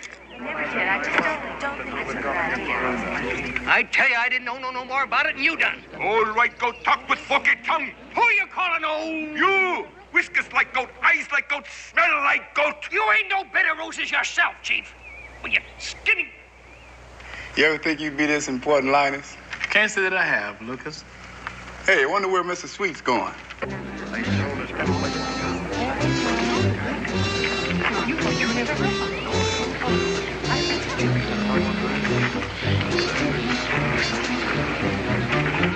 Going somewhere, Sweet? Well, it don't seem right for an outsider to be mixing in a local squabble.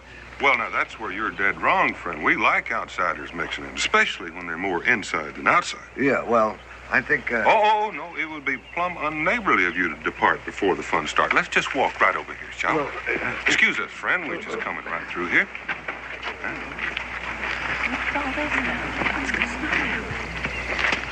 You try to make fool of Bear Claw. I always knowed you was low, Sweet. And our Cincinnatus is as one tavern keeper to another. Don't you tavern keeper me, you miserly squeezing old bag of bones. Well, I'll give back the money I took out of the bets. I'll even refund the £2 for the It was rental.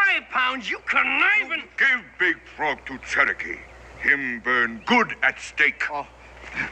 Daniel, you wouldn't let him do that to me, would you? One thing is sure, Sweet, you're going to give back every shilling you scrounged out of all of us. Wait, you got it all wrong, Daniel. You're accusing an innocent promoter. It was them two fellas there, the brothers that did the scrounging. Only to get what was coming to them. And they're going to get what was coming to them. But only if they race. That's right, Cully. What about the race, Dan? Yeah, Dan, do we let them race? Well, it don't seem sensible to give up the race just because Sweet tried to cheat both sides. The runners are here. We can't blame all this on them, and we have got our bets down.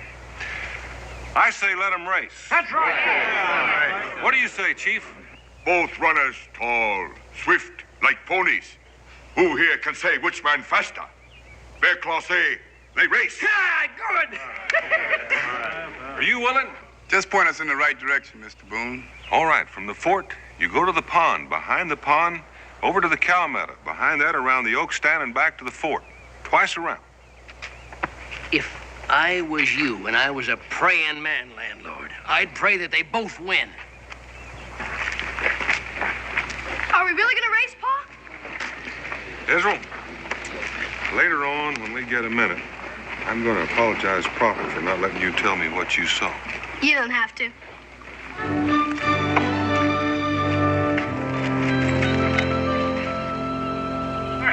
Now, I'm going to say, get ready, and then I'm going to blast off my blunderbuss. Yes, sir. All right, get ready. You know, we just might have ourselves a race yet.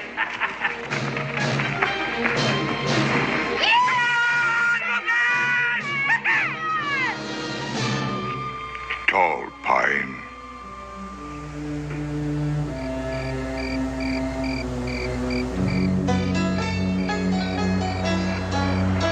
I'm Antley. Even I could have finished the race by now. Cherokee have wise saying. Good brave, no make crooked arrow, shoot straight. What does it mean, Cincinnatus? I'll tell you what it means. It means we've been took, that's what. Like you're going to take them? Oh, no, wait a minute, Daniel. I was just thinking about the... Line in your own pockets.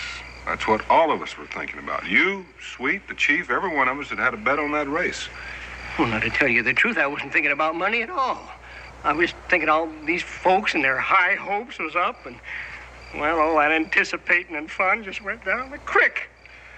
Well, we still got a barrel of money left, and some of us were going to lose half of it. So what do you say we celebrate looking sheepish? Friend of Indian have good idea. Bear claw bet, big frog who croak, drink more fire water than old white goat. Who you calling a goat? I'll take Cincinnatus for 20 shillings. I'll take 10 of that. What? Put 10 shillings on Cincinnatus.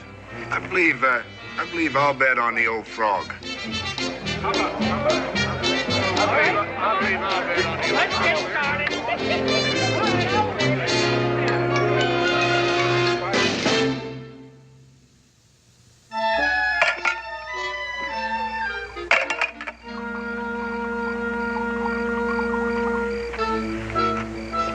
My sublime.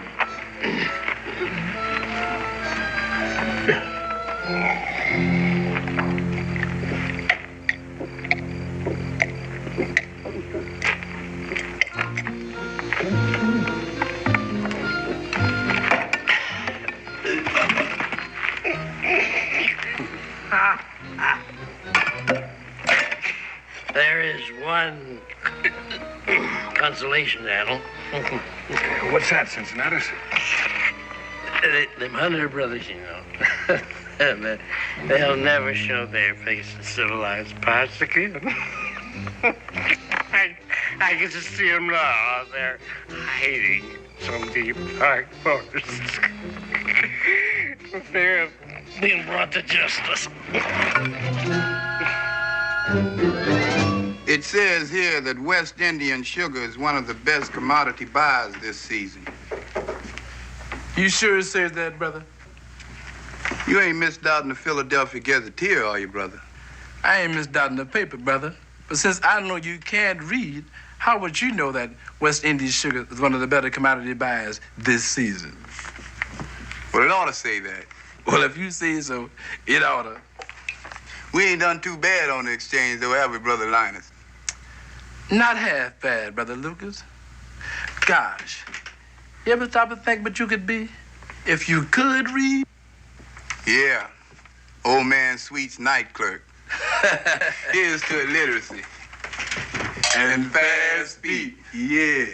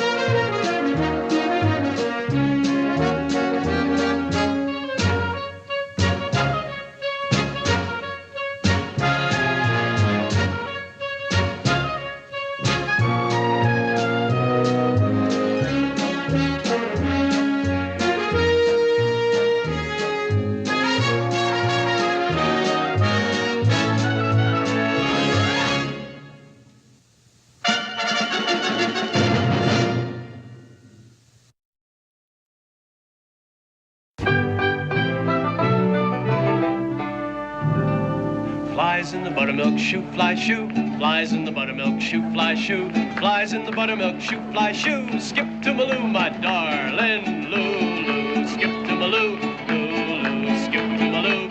Lulu, skip to Maloo. Skip to Maloo, my darling. I lost my little girl, what'll I do? Lost my little girl, what'll I do? Lost my little girl, what'll I do? I'll skip to Maloo, my darling. Lulu, skip to Maloo. Lulu, skip to Maloo. Lulu, skip to Maloo, skip to Maloo, my darling. I'll get another one prettier than you. I got another one prettier than you. I got another one prettier than you. Skip to Maloo, my darling.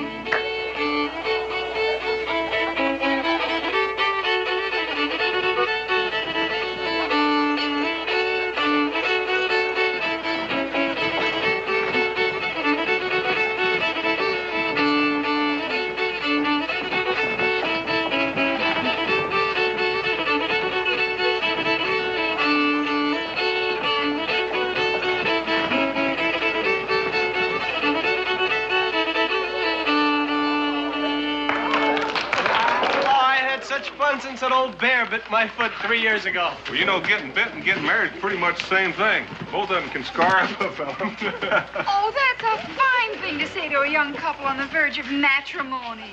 Somebody's got to warn the innocent. You can still change your mind if you want to, Mason Pruitt. I've been bit. Well, I say you're both mighty fortunate. You ever think about getting married? Sometimes. Well, why don't you? I wore chains once. Didn't take too kindly to it. Oh, now. It's so sweet of you and Daniel to help us celebrate, Rebecca. Amy, you and Mason are two of our most favorite people. Having you married and settled down as neighbors is something we think pretty wonderful. You know, he's a mighty fine fella. Now, there's no need to give him a big head. Besides, he's not doing too poorly. I'd say he's doing real well. More, Daniel? Yeah, please, Cincinnati. How about you, man? Oh, no. Business, always interfering with pleasure. Abraham, strike up a tune. Ain't nobody here to hear you slurp that cider. All right, now, gentlemen, what can I do for you? Rum. Put us up. I can. How long you gonna stay? Till we leave. Somebody partying? That young couple dancing over there's gonna get married. I'd like to buy a drink for the newlyweds. We ain't wed yet. More's the reason. No start, nothing, Anchor. Given a chance, I would.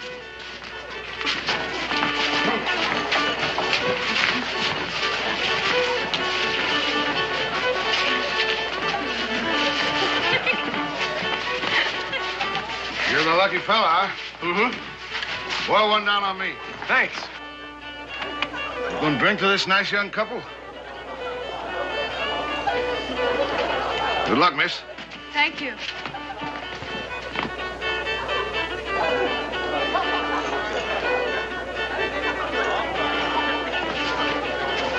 Hey, swing around, Mason. You can rest up after the wedding. We'll go get our packs.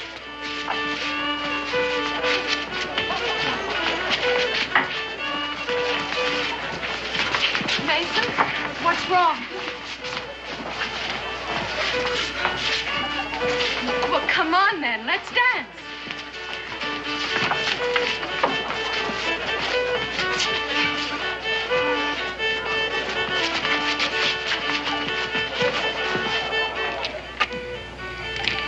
Mason, Amy, go back inside. what's the matter? Amy, please. Mason, I don't understand. Look, I'll be right in. Please, tell me. Look, Amy, when there's something to tell you, I'll tell you. Now go back inside.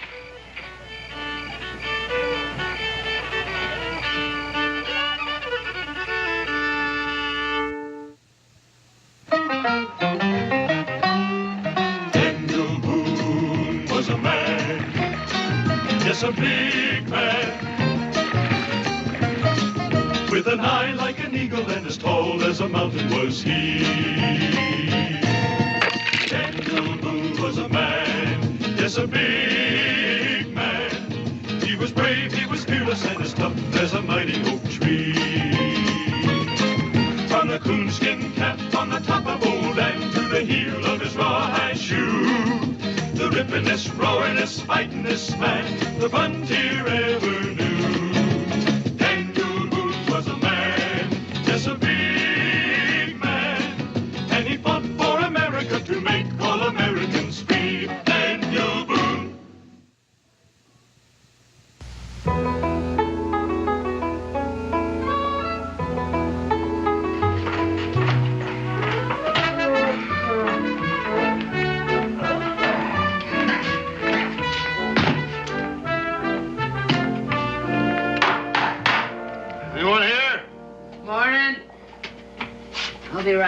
there.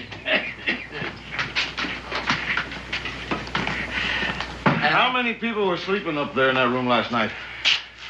Why'd you count their legs and divide by 2? You're so curious. I ain't. That take care of it? Rustle you up some grub? Now, let's get out of here.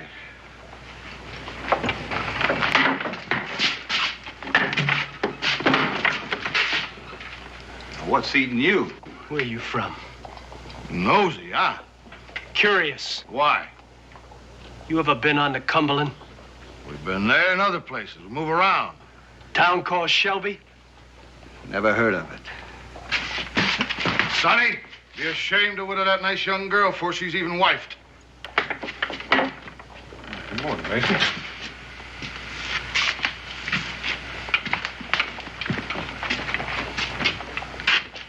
Something wrong?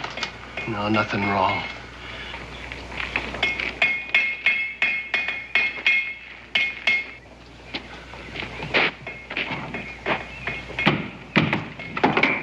You know those men? Hey, King spotted the granddad of all turkeys down by the river rapid.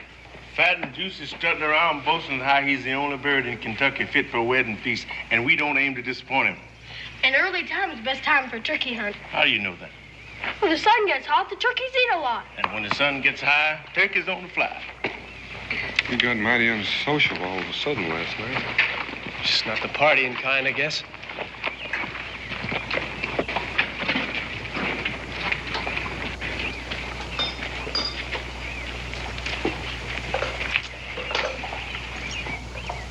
I wonder what put a chip on his shoulder. Let's move on. Move on? We got pelts to sell. And we can do that in Salem. Now, why haul them all the way there? Shelby. What about Shelby? Nothing. Hanker, let's get out of here. Well, I don't see no reason to. None at all. You do as you please. I'm getting out. Smith, what's wrong with you? You got fluttergut. Face up to it, Hanker. We don't want nothing behind us catching up. But that boy... I don't know nothing about that boy. I don't want to know. Yeah. I got fluttergut.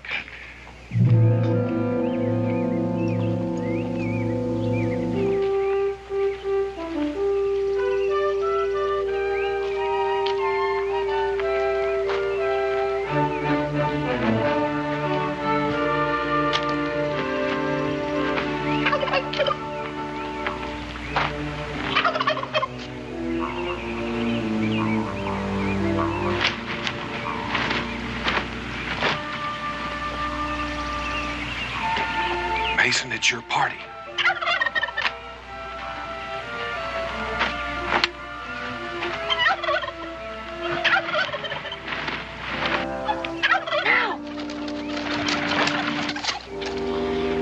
Since killing just for the use of killing. The party. I figured it'd be any party. At least not for a while. Gabe, you got any line fish hooks? Never without. Don't you and Israel catch a mess of trout? Becky'd like that. But, Pa. Come on, Israel. There's a pool down the way. Got trout so big, they feed on beaver steak. Trout and beaver steak? Come on, I'll show you.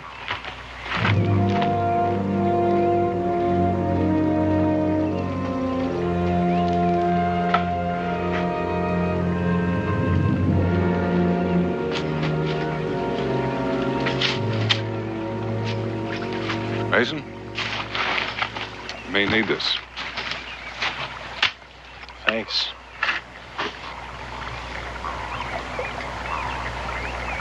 How far back can you remember? It's a strange question. I mean, 10 years, 15 years? There might be some before. It might be jumbled up a bit. I can tell you my first clear memory. There was this high hill called Penn's Mount. We lived close by it, Ole Township. It's where the Schuylkill nudges its way out of the mountains and settles in for its run to the sea. One day, my dad took me to the top of that summit. I was maybe 9, 10 years old. First time I could see over and beyond the mountain. What a sight. Mountains and valleys trundling west. Seemed like there was no end to it, like they went on forever. And there'll never be enough years for me to forget that.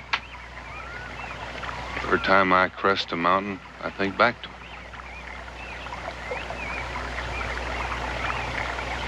Oh, it's good to remember, Daniel. You're lucky. You know, the first thing that sticks in my mind, my first memory,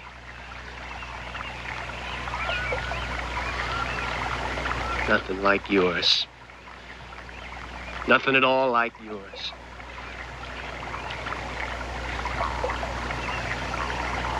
I was a kid then, like you, about 9.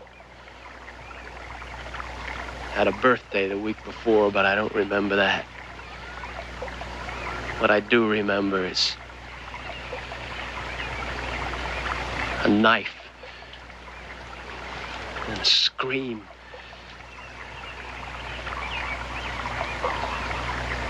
We was down on the Cumberland, a township called Shelby. My pa, he trapped a little, farmed a little. He bothered nobody. Why they came on us, I don't know. It was 2 of them. He was drunk, fighting mad. Was shouting and shooting. My pa hid me in this potato bin. And I saw the face. When he turned his horse, he had this pitchfork mark from his eye to his lip.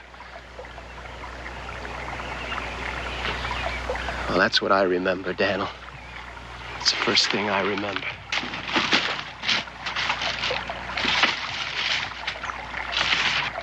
Killed both of them, my ma and my pa. Sometimes a day passes, never a night when I don't see it all happening again. Daniel, I've been looking at faces for 15 years with that pitchfork mark. And last night I saw it again. 15 years, Mason? How can you be sure? How many men you know carry a mark like that? One man has one, another one can. He's the one, there ain't no other. But you tell me, what are you going to do about it? I don't know, Dan. But I know what you're going to say. I know exactly what you're going to say. Think on it, Mason. Don't go off half-cocked. Don't try and handle it yourself. To the word. Well, who else is going to handle it for me? Well, we got the law. For something that happened 15 years ago. No witnesses, my word against theirs. Daniel, I don't know much about the law, but I do know they'd walk out of any courthouse as free as birds. Probably. What do you suggest? Just this. In trying to get at him, don't trap yourself. Well, that's some advice.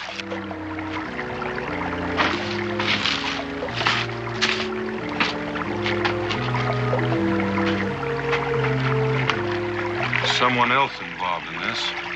Amy. Daniel, I don't pretend to be as wise as you and know what you know. But there's this juice that runs in a man. It goes right through to his bones. It says payback. And not you, not Amy, not anybody in the world can turn it off. I'm gonna get that man with a pitchfork mark, Daniel. Payback.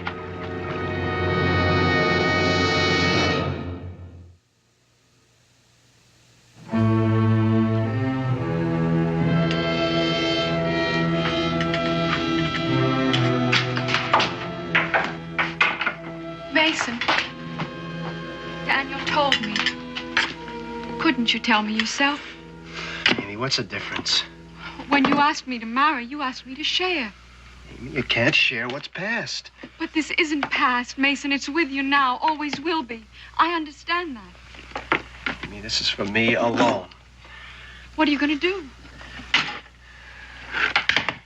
It's pretty obvious, isn't it? You can't do this to me, Mason Pruitt. You can't shove me aside like a dish of gruel that you're through with. I won't let you do this. I'm not shoving you aside, Amy. I gotta handle this myself, that's all. And we're not even going to talk about it. No.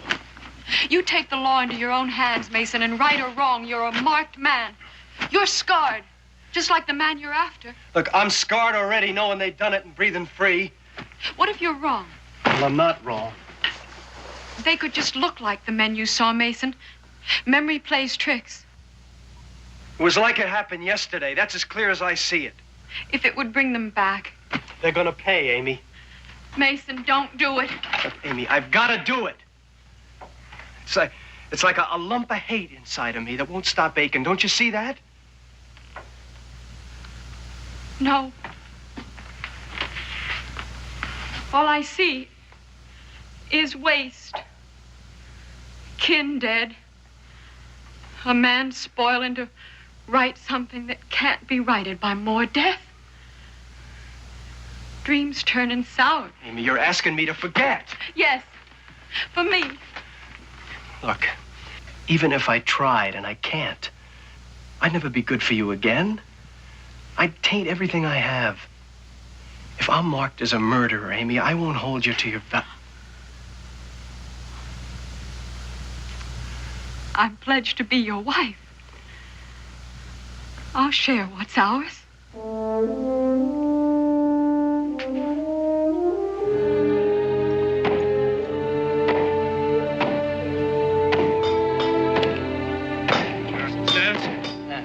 Any idea which way them trappers were headed? You talk about Hanker and Smith. They're just passing through, I reckon. They didn't say. Hi, Mason. What do you want with them, Mason? They have a pack horse. Well, they did. Stable it over to Hiram. Thanks. Yeah. Hey, you gonna go after that turkey now? Wrong time of day, you know. You know what they say, before the sun gets hot. Go on home, Israel. Did I say something wrong, Mason? I'm very sorry if I did. No, Israel, I just got some business to take care of, that's all. How are you, Mason? Fine. What can I do for you? 2 men stabled a pack horse here last night. That's right. Gone? Uh-huh. A couple hours back. Headed where? Well, they didn't say. I'd guess Salem. They took the trail down that way. They're a wicked-looking pair, those two. If you're thinking of joining up with them, I wouldn't. Well, how are you, Israel? Fine. How are you? Now, don't ask a man over 50 that question. He'll tell you.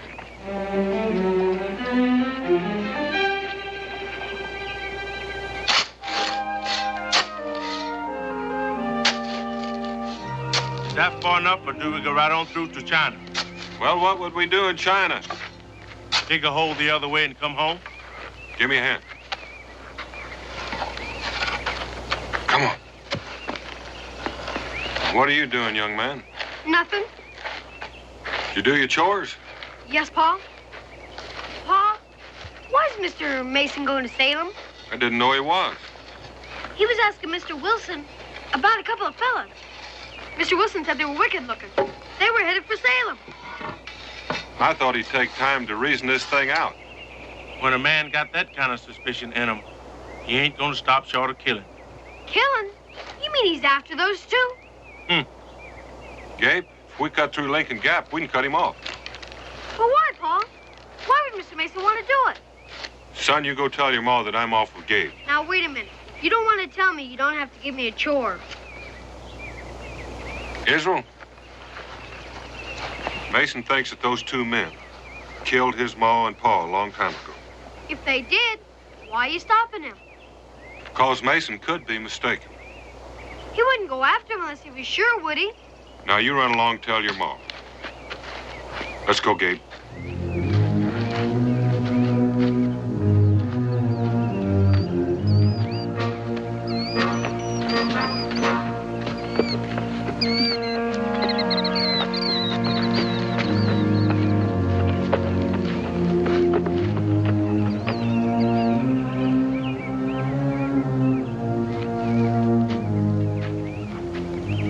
Get up off of there. Let's keep moving. You can keep moving if you want, but I'm gonna have me a little bite to eat and catch me a little nap. I told you I want to get as much space between me and Boonesboro as I can get before nightfall. Get going. I'll catch up. Oh, you've got less brains than that mule there. Why do you think he mentioned Selby? Well, now, I wouldn't know that. Would you? Now, let me remind you, Hanker. We left Cumberland on a mighty fast run. We're always leaving on a mighty fast run, and I'm getting sick and tired of it. You don't remember, huh? I don't remember nothing. That's why I can sleep so good. Listen to me. I'm moving fast. I'm getting rid of them pelts as soon as I get to Salem. You're with me, you get your share. You're not, it's your tough luck.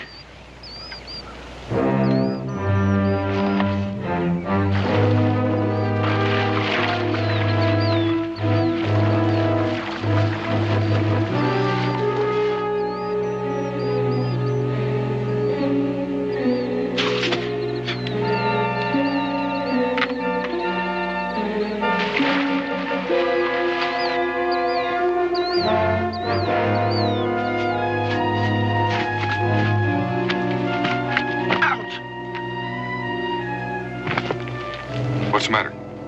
Got me a thorn. Well, that'll ease up once we're over that ridge. We got a right to do this, Boone?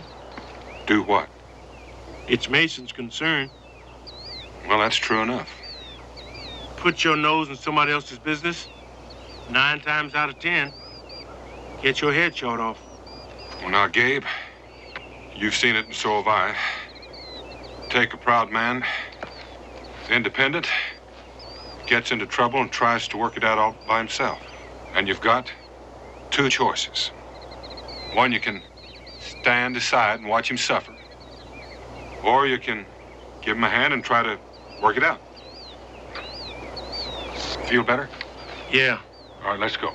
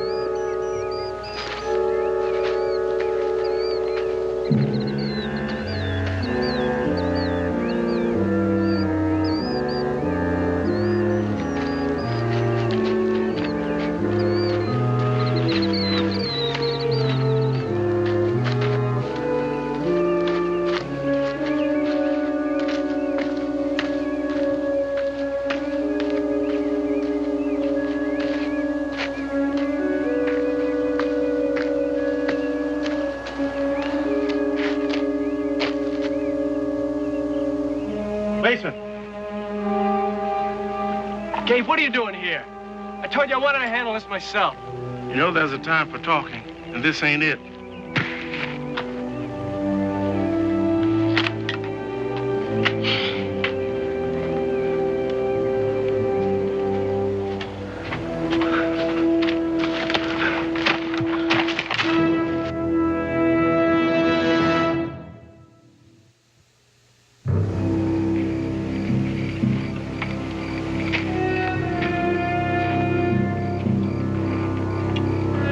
Making me jumpy with all your peering over your shoulder.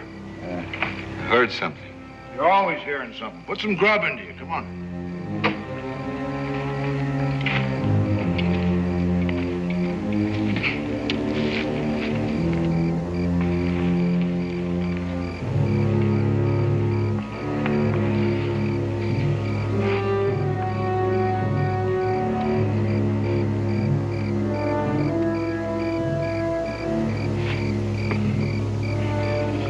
Sit down.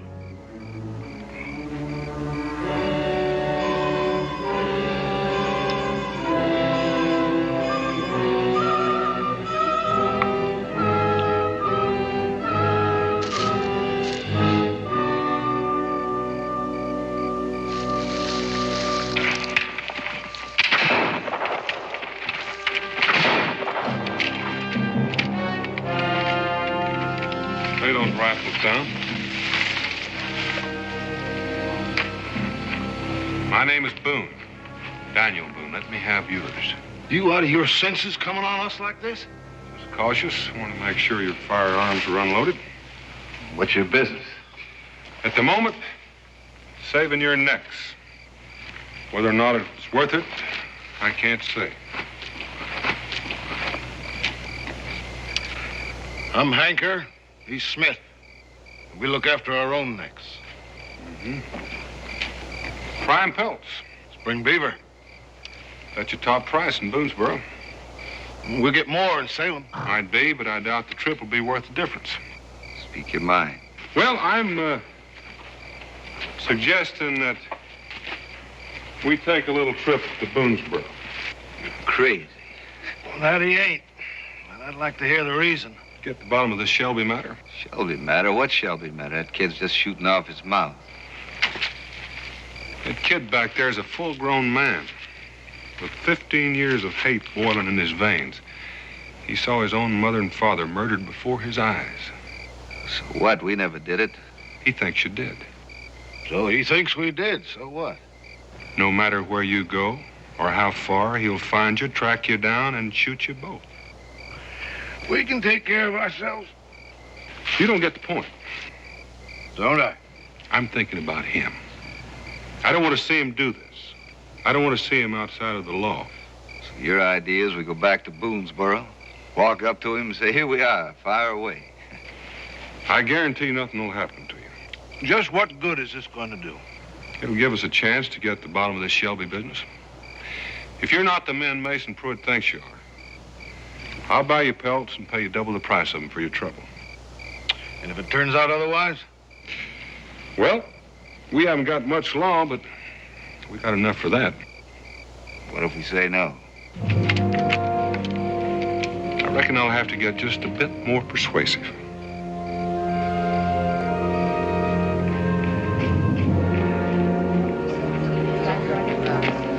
Cincinnatus? Move out of my way. Is Amy? Where's Mason? Oh, he's inside. He's all right. Now, don't worry. You can't keep me here forever, Gabe. Not Boone, not you, not nobody. Why don't you take it easy, Mason? Mason. Stop the way. Stop it! You ain't going nowhere till Boone get here. Mason! Oh! Oh! I won't forget this, Gabe. Mason, please! You sure don't make it easy, Mason. Please! Mason! Wait outside, Dave. You sure you can handle this? I agreed to marry him, didn't I?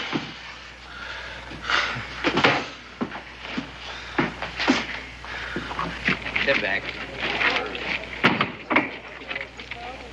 Gabe, your arm. Hanging with the Wildcat. You're gonna get clawed. No. Come on over to the well, and I'll doctor it up for you, Gabe.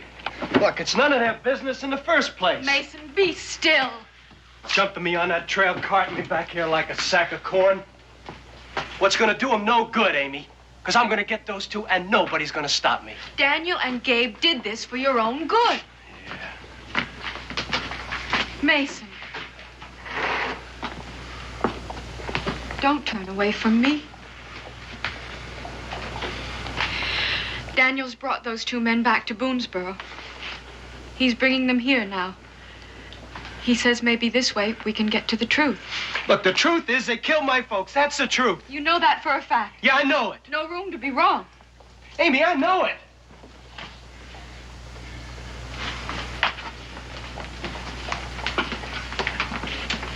It's just that in a case like this, it's best to be double sure.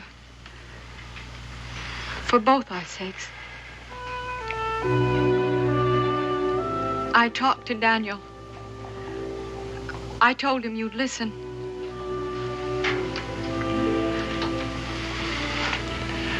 And you will. Won't you?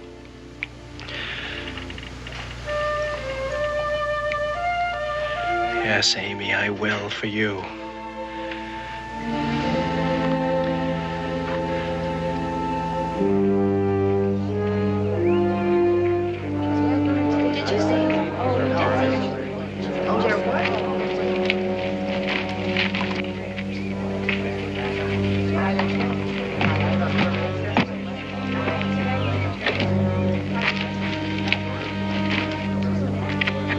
little chancy, Gabe? A little. A lot.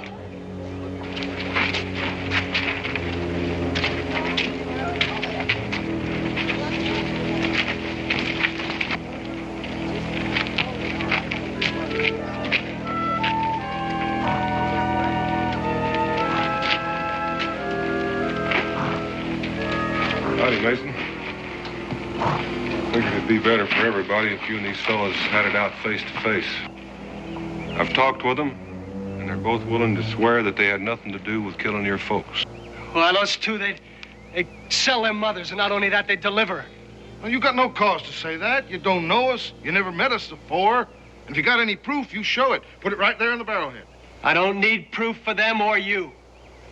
That scar's good and sufficient for me. I saw it the night my folks was killed. It was like a fireball tearing through the sky, and I see it now, and I saw it then. And I'll tell you one thing. You're gonna pay back, mister. Now get him out of here, Daniel. I don't care what you told him. Just get him out. Take it easy, Mason. Daniel, I won't hear anymore. I'm going to my cabin, and I'm staying there till sun up. And then I'm coming out. And I got some advice for you. You stay out of my way, you hear? You think you can reason with that madman? You ought to be put in chains. You forced us here. If anything happens to us, it's on your head. Nothing's gonna happen. What do you want me to do with him, Boone? Take him to Powder House. Lock him up? And let them loose? And they're only accused of murder. Mason's aiming to spill blood. Oh, Mason.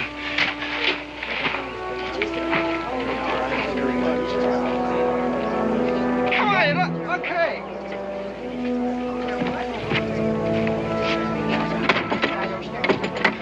Feeling good about this, Gabe? I have felt better. Sorry, Mason. Well, you'll get over it.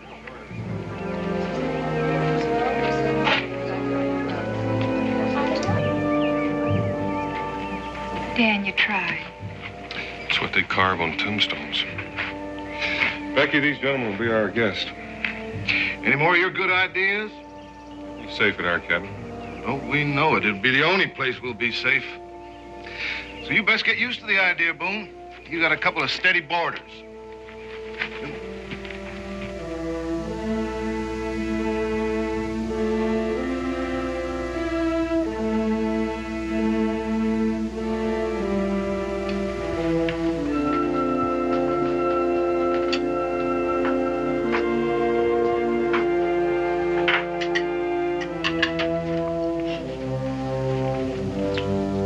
What's your name, boy?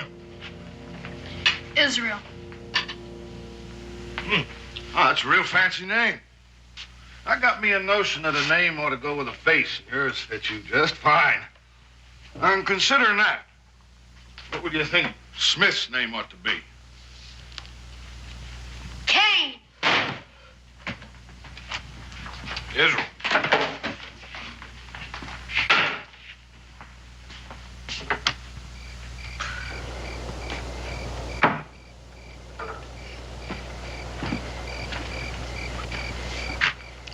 I know what you're thinking, Pa. They were just trying to be friendly, son. Like they were to Mason's ma and Pa. Israel, I reckon you got your heart set on being a judge. Judge? It's a great calling. You seem to have a special knack for it. Looks to me like you think you can tell whether a man's good or bad just by reading his face. Well, I can tell it about them. Can you?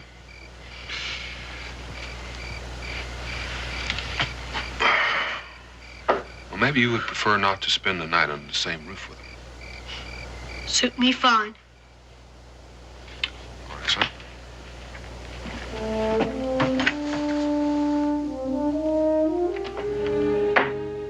Israel! Daniel, what's Becky gonna say about this? One good thing, whatever she says, it'll be in private. I saw him. The two they call Hanker and Smith. And like you said, I could tell just by looking at him. Does your pa know you're here? I told him I wouldn't sleep under the same roof with them. Your pa took him in? If I was him, I'd throw him out like a pair of scurvy dogs. Going back to your pa, Israel. I just came to tell you that. Well, I'm on your side. So's Pa. Sometimes I get the feeling that he's just too old to understand us younger men. Israel! Coming, Pa! Gotta go now. Okay, see you.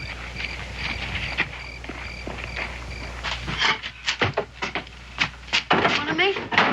You can start undoing your bedding over there. Israel, you got a spot over here by the fireplace, nice and warm for you. Where you been? To see the prisoner. You sound like you'd ask you'd have been stopped. I don't want you to stop being Mason's friend's son. He's going to need all he can get. What he needs is some justice. And being cooped up is not your idea. Is that right? Maybe you've got the wrong one in there. It's possible. All kinds of mistakes a fellow can make. Some of them bigger than others. Like killing a man? Like killing the wrong man. And that's something.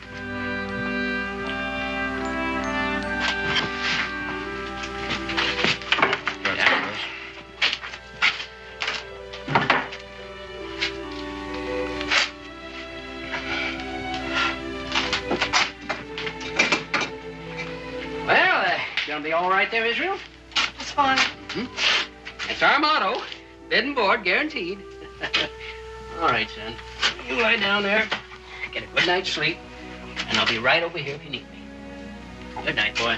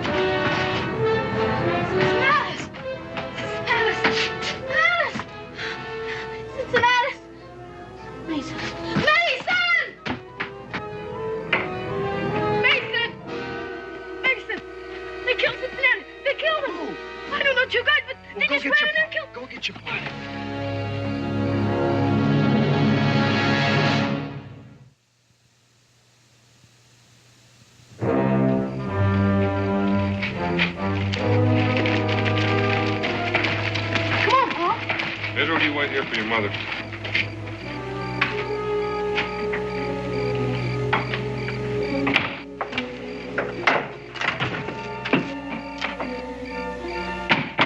Let's go see what Mason has to say.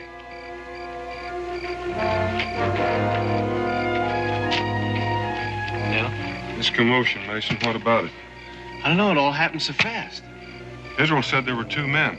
Well, there was this war whooping and screaming and hollering, and then two men, they come out of the tavern. Did you recognize them? It was too dark, and before I knew it, they were gone. Israel, can you describe them, the two men that attacked Cincinnati? Well, one was tall, real tall.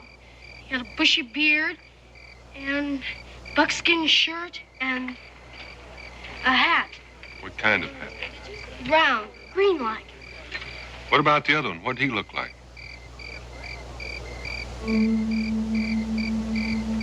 Dan, don't force the boy if he can't remember. Do you remember, Israel? What did he look like? Well,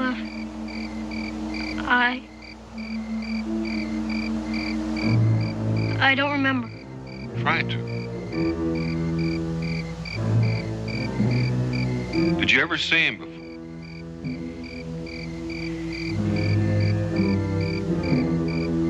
Are you sure? Dan. It's important, Nicky. Israel, are you dead sure you never saw him before? Dead sure?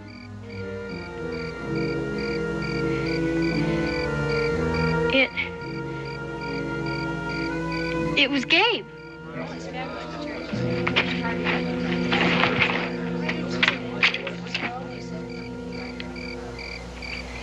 He came in whooping his head off. And he and the other fella started hitting Cincinnatus. And they stomped around and yelled and ran out. Why did you do it, Gabe? Israel, right here in front of everybody, I'm going to apologize. Apologize? I've taken advantage of you for purpose, for an important and very serious purpose. Let Mason out.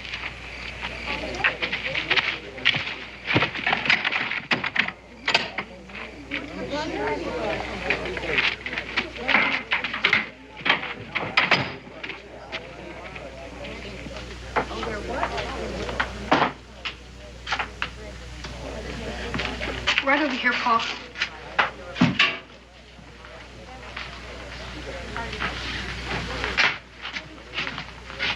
Cincinnatus! He's gone! Where is he? We'll get to that.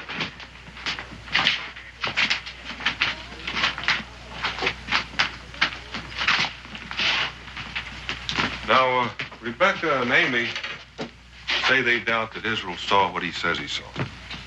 Mason, do you believe him? I believe him, Daniel. Israel, you said the man that hit Cincinnatus was tall. How tall? Well, Tall as me? yeah. And you said he had a bushy beard, right? And he wore a buckskin shirt, a round hat. What color hat? Green, I think. Wasn't much light, was it? No, but it was green. Maybe. Well, let's just see for sure. William, come on down. William, did you bash Cincinnatus? Yeah, in the manner of speaking. Is this him? Well, I don't know. Well, he says he is. And I guess he is. Well, now, considering the light and the fact that you were waking up out of a sound sleep and all the excitement going on, Israel, you didn't do too bad. William's not what I'd say is tall, but he does have a little rag mop mustache, no bushy beard, and he is wearing a buckskin shirt, and I reckon you could call the hat green. Thank you, William. Now, this other fellow, one that you said was Gabe. It looked like him. Courtney, come on down.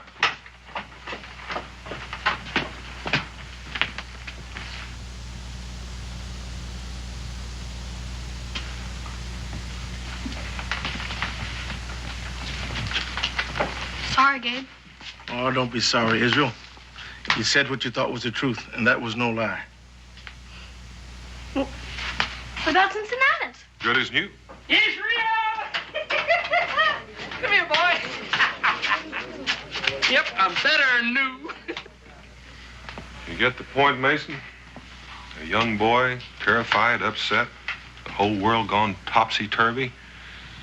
The mind plays tricks, the eyes play tricks. Well, I saw what I saw. In the dark, with things happening so fast? Look, I saw it.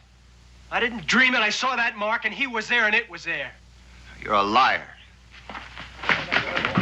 Mason! Now, Mason, tell it to me again. Daniel, you think I get joy out of telling that? Turns me inside out. You're staking your whole life on this. Please, Mason. All right, for all the good it'll do. All right, you were hiding in the potato bin, and the house was on fire. All right, let's say the house was over here at the fireplace. Where would the potato bin be? Oh, over there. Over here. Now, when the man with a scar mounted his horse, where would that be? Somewhere in between. And you could see that with the light of the fire. Now, when he mounted the horse, did he ride off to the left or the right? The left. The left. And when he mounted the horse, did he mount from the left side, the same way most folks would do, and he rode off to the left? Mm-hmm. Then that would mean that the only side of the man's face you could see would be this side. The left side. Yeah. The scar is on the right side. Daniel, he could have turned the horse around and got on the other side. It was a long time ago, about 15 years. I can't remember every detail. That's right, you can't, Mason. Nobody can. Time's blurred things up. You can't be sure of anything. But for what you're planning, you better be dead certain.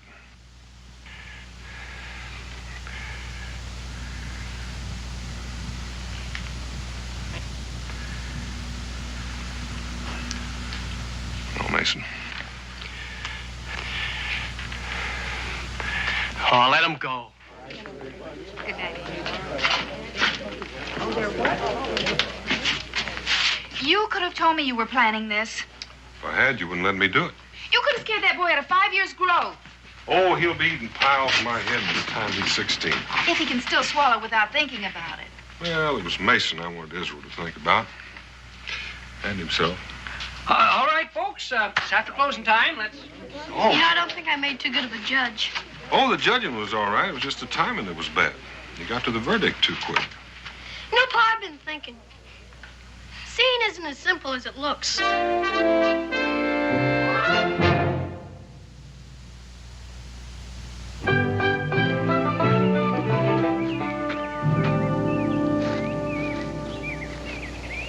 Square things with Becky Boone? Every time she looks at me, I get the idea that my eyebrows are singed. I'll admit one thing. Until you proved that Mason was wrong about that scar, I was sure that Smith and Hanker were going to be condemned men. And wicked looking, like Mr. Wilson said, and like Israel believed. I'll allow that there are times the innocent sure look grimy. Pa, look what Mason shot. Hey, are you sure about that, Israel? I saw him, and don't you try to tell me I didn't.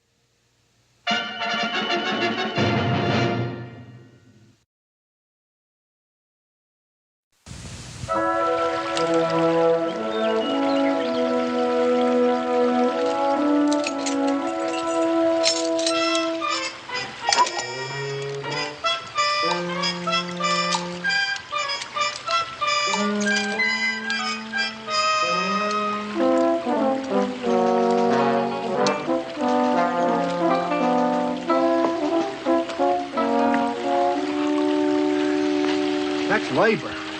Well, take out the prize sticker. Some critter will get a free meal off our bait. You didn't put no bait in it.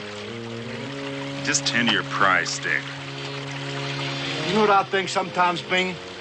I sometimes think that the wild beasts of the forest is smarter than us human beings.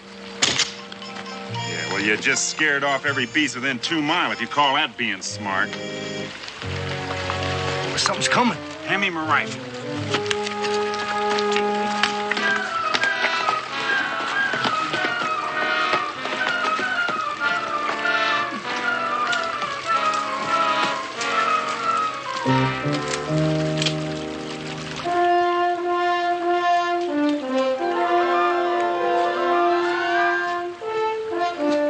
Howdy. Good thing for you, you ain't a bear, Mr. Boone. Well, S. Bingham, I doubt very seriously if my hide would have brought very much. You seen Cully and his bunch around? They went their way and I went mine. If you want them, I can trail them out for you. No, I just thought I'd visit with them if they're still trapping in these parts. Say, you might have done better if you'd throwed in with them. Well, you went your own way, see? Well, Mr. Boone's a loner at trapping. Well, good luck with what's left of the season. Bye.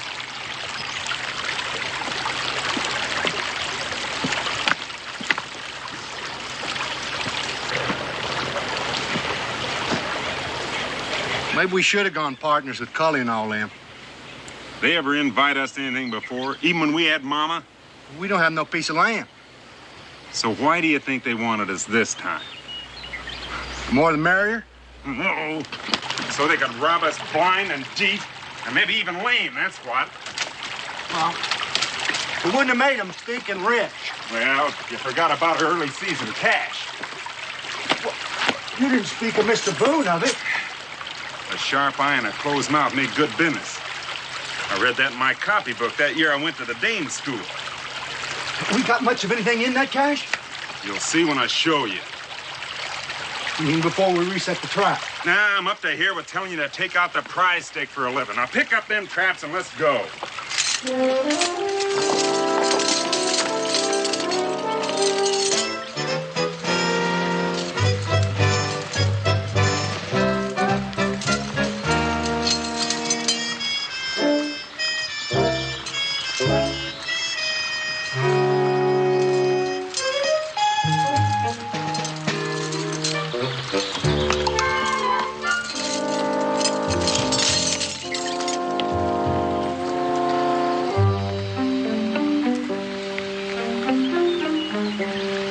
You don't remember where our trappings is hid.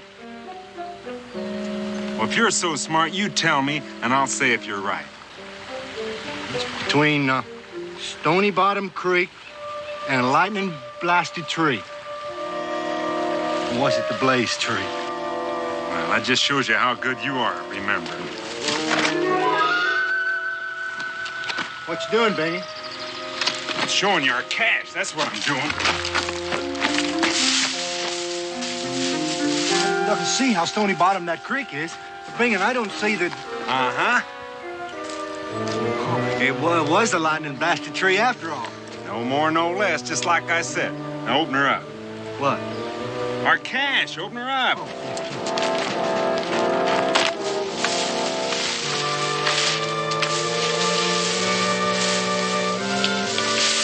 Oh, we sure done a good job of it while we was at it.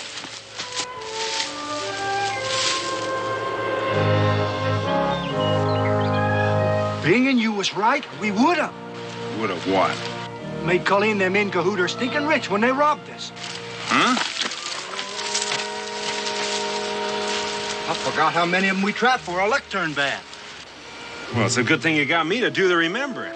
Now we can buy us enough acres so they got to invite us, but we don't have to go less than it suits us. You toss out our early season take whilst I think up how to deal with it. Yeah, you figure out how to make them sweat, Bingham.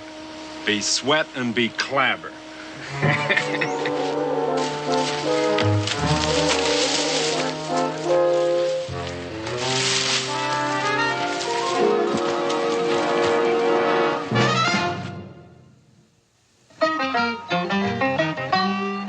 Daniel Boone was a man, yes, a big man, with an eye like an eagle and as tall as a mountain was he. Daniel Boone was a man, yes, a big man. He was brave, he was fearless, and as tough as a mighty oak tree. From the coonskin cap on the top of old Dan to the heel of his rawhide shoe, the rippin'est, roaring'est, fighting'est man the frontier ever knew. Daniel Boone was a man, yes, a big man, and he fought for America to make all Americans free. Daniel Boone.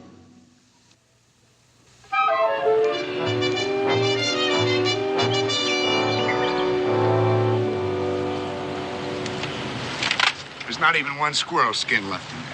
It'll be a thin summer ahead if it weren't for these late season divvy-ups. There's not enough of that to make it a fat one. I hate to think of. What Miss Gracie's gonna say? I'd like to get my hands on them just for about 2 minutes. Well, their tracks are still fresh. They hadn't taken the creek water when they left. They came through it and they went through it. They're old hands at this business. Those traps don't have the owner's names on them, do they? Grand nothing. Real professionals. At least they left their traps for us. Yeah, so rusty and ill-used it wouldn't pay to lug them home. I don't know how they use them. Well, they didn't have to. They had ours to work for them. Boy, I dread thinking about going home.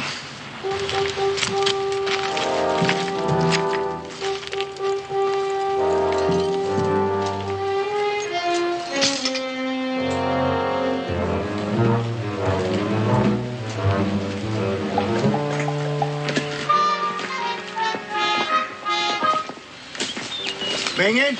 Yeah. You remember what grub used to taste like when we had some?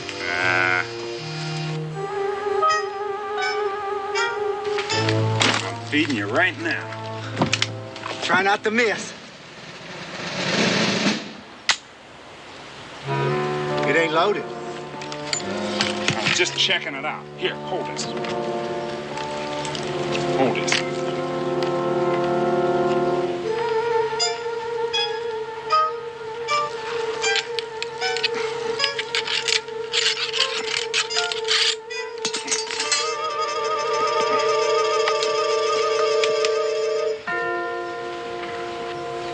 He's gone. Huh? He's gone. You smell that? Maybe we're dreaming. Maybe we ain't. Come on. Take this.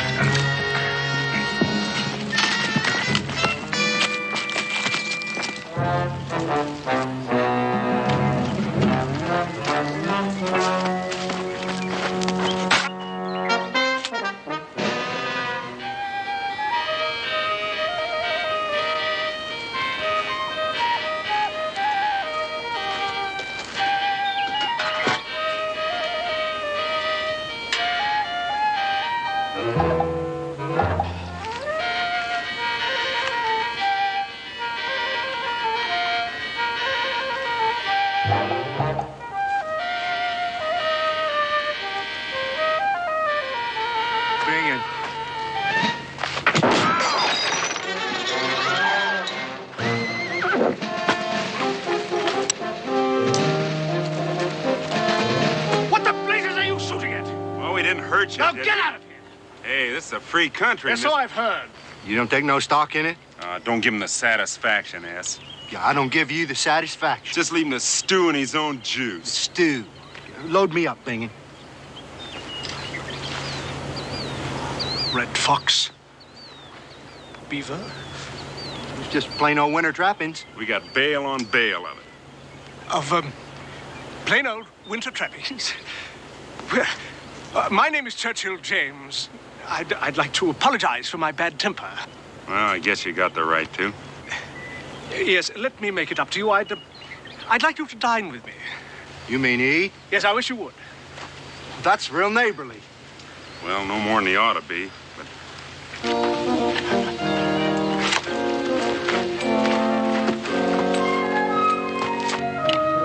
So this saloon keeper is the only fur buyer in your town, and he'll cheat you if he can. Cincinnatus? Oh, he keeps a store, too, as well as a tavern, besides being the town's notary and licenser and such. He's an in-cahooter just like all the rest of them. Well, I'd take them off your hands myself before I'd let that happen. You a fur buyer? Honnête soit qui mal y pense. Oh. Meaning? I am a gentleman. Now, wait here.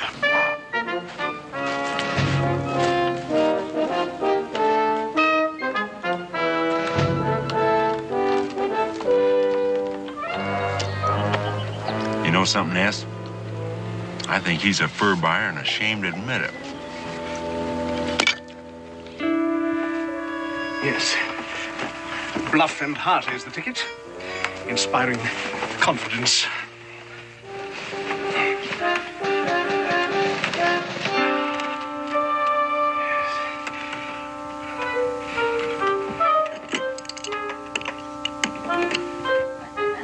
I hope he don't diddle us.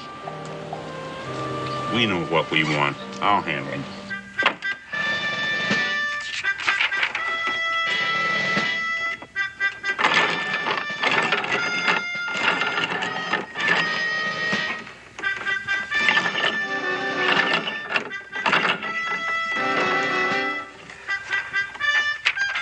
Perfection.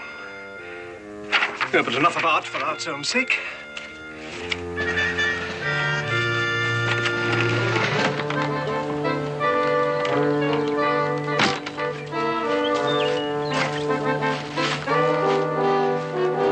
Feast your eyes, gentlemen. What, paper money? Not debased colonial currency worth whatever you can get for it, but fresh, new Bank of England £5 notes. Is that what you're figuring on paying us off in? 100 silver shillings in each and every one. That ain't like a fur buyer. A gentleman. Therefore, an innocent in the marketplace. Now, I depend on you to tell me what they're worth, but I know you well enough to trust you. Now, just say when.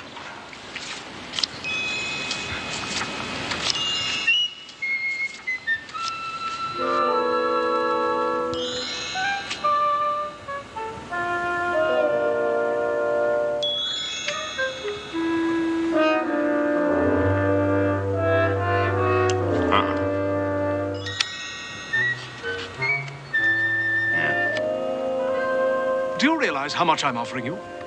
They ain't what we got use for.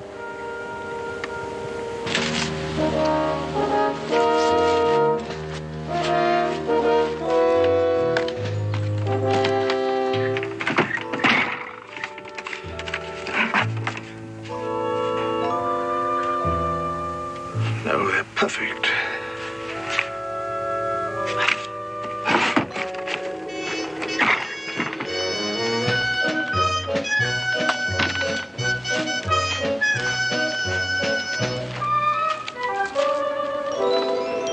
You know what these are?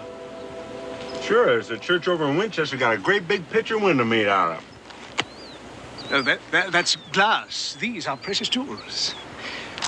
Diamonds, rubies, emeralds. Say, you got quite a hanker for our furs, ain't you? Well, I don't want to see you cheated by a common saloon keeper. Oh, like I mentioned, Cincinnati keeps a store, too. The fact is, what we got use for is a whole mess of acres. Land. Folks back home look down on us. No. You see, everybody else has got cabins and homesteads, and it makes them high and mighty as so many aldermen. My friends, now I understand. I understand and sympathize. Land you have use for, land you shall have. Yeah, well, if you mean here, it's too far off. They never would even see it. I mean just where you need it. Enough acres so's we got to invite them, but they don't have to come less than it suits them. Enough so that if you invite them, they won't dare not to come. Mom always said you had more than sawdust for brains banging. Yeah, Mama always knew, S. Mama knew. Now, last will and testament, leasehold and fee simple, bill of sale slow, bill of sale gent.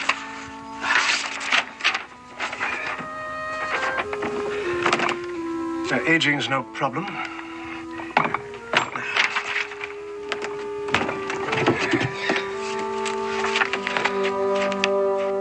Yes, in the spring of 1770, after a winter of incredible hardship, Boone came upon a Kentucky river valley, so beautiful and rich that he must have said in his heart, "Here is a home for my people."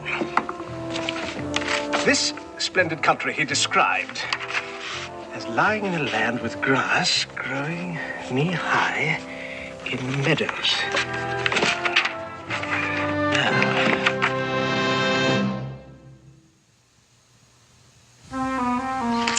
Well, stretch as I will, that's the best I can do.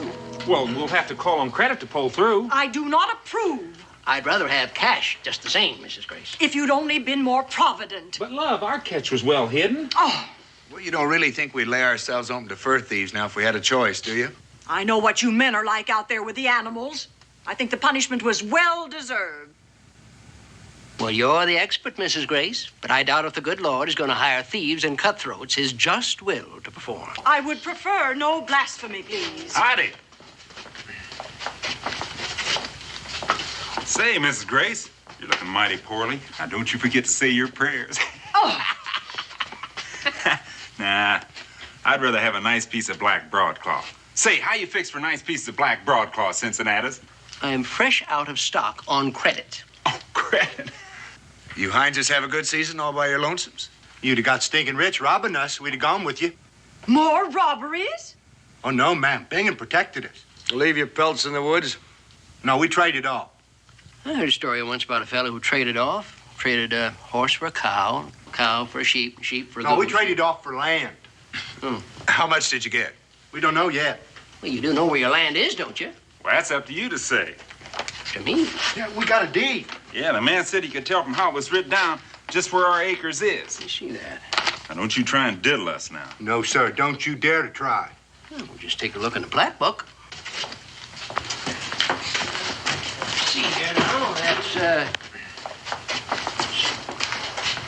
page 4. Section 3, and 58 degrees north by 22 degrees east. Well, now, I must have made some mistake. Well, where is it?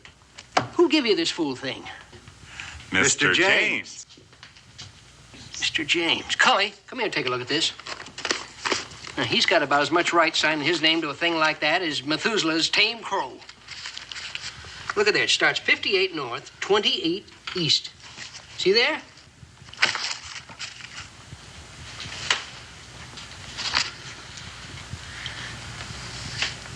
That's impossible. They're in cahooting against us. Yeah, you tell us where our acres is right now. Well, according to this deed, you own every inch of Boonesboro. What? Boonesboro. Did you hear that? Why, that would make us their tenants.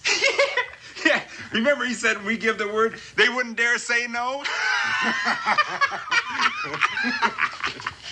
What villain would put his name to this? The same villain, Mrs. Grace, assigned his name to yours and mine. Signed Richard A. Henderson, first proprietor of Kentucky. That sure looks like the judge is writing. Well, it can't really be, can it? Looks the same to you as it does to me. But Boone knew Henderson. Daniel will know if there's any chance of that thing being real. He better know it isn't real. Bingen? Oh, they can in cahoot together until their faces turn blue and purple. We got the papers. That paper is signed a year before the deed that Daniel Boone gave us when he induced us to settle here. I'm going to be waiting for Mr. Boone when he comes home. You won't be the only one. I got a notion that them two is going to give us trouble. Oh, Daniel's going to be able to clear this thing up. Just like to know how he's going to do it. Well, he might need to see a friendly face.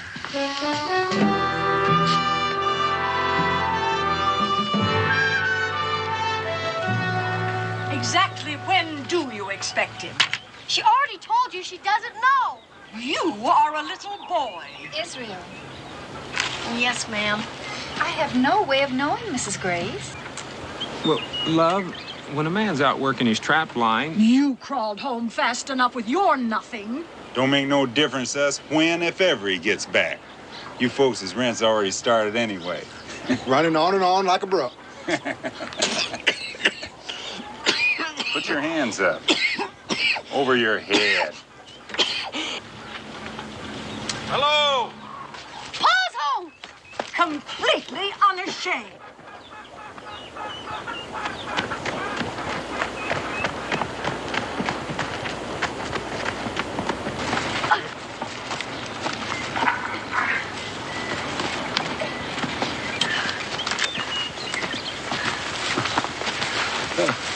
What's going on?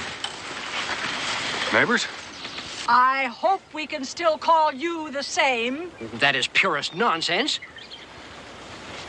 My wife doesn't mean it like it sounds. Oh, do I not? Well, I don't exactly go along with it, but There's some explaining in order. Well, go ahead and explain it then. That ain't what we mean. Show Dan the paper. Sure, I got it right here.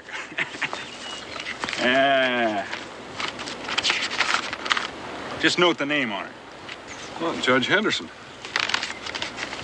Well, I'm glad to see you boys getting hold of some land. Well, that's neighborly. Every acre in Boonesboro? Daniel, me and Cully checked the plat book. Well, where did this come from? You dragged us into this. Ladies, if the paper's genuine, Dan's in the same boat you are. That has yet to be proven. I believe he watched out for his own interests. Well, I intend to do that, Mrs. Grace. Yes, Bingham, would you mind stepping in the cabin with me? Is that an invite, Bingham? Why, we'd be glad to accept the invite, Mr. Boone.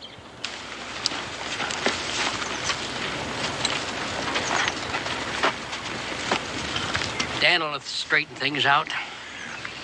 I expect to make sure he does. Mrs. Grace, you wasn't invited. Huh! Come on, ladies.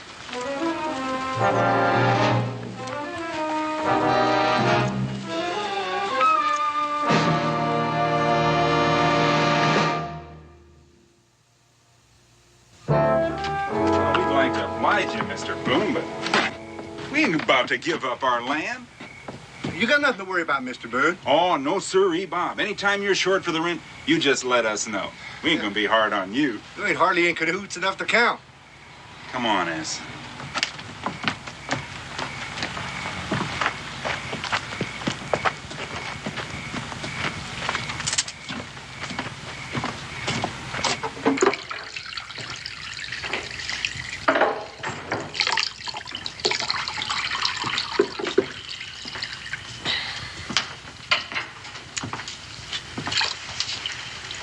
No luck. Convince them that all of a sudden their good fortune is really a forgery? You were convinced the judge's signature was real at first. Well, it would almost have convinced him if he'd been able to see it. Trouble is, he was long dead when it was made. That deed is on fresh paper, freshly aged. How can you tell? Oh, the last faint whiff of vinegar and smoke. The odor doesn't last very long. We can still prove it's a fraud in court, can't we?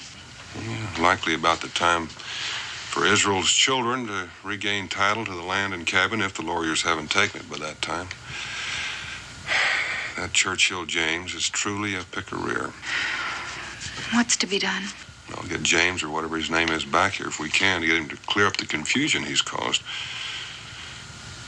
Rebecca, may I have the use of your grandmother's jewel? Ma's heirloom? Well, I'll try to get it back, son, along with Mrs. Grace's title to the cabin and land.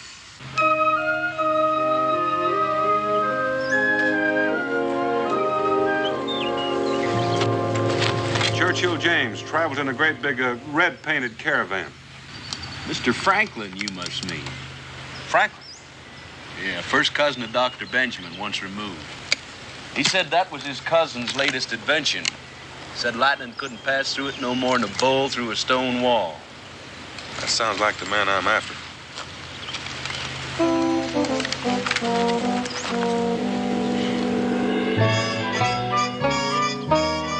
Fellow named Abernathy. Abernathy, eh? Found here a couple of days ago. Gone like a whirlwind. Paid me off with these. Wish I'd have thought of that while he was here. But I was too hasty to pocket the money. I had him hornswoggled so good on price, I was afraid he'd back down if I gave him a chance. I'll give you a good crown for one of those. I'd sell you the whole lot for 2. No, I think one will be enough. Thank you. Thank you.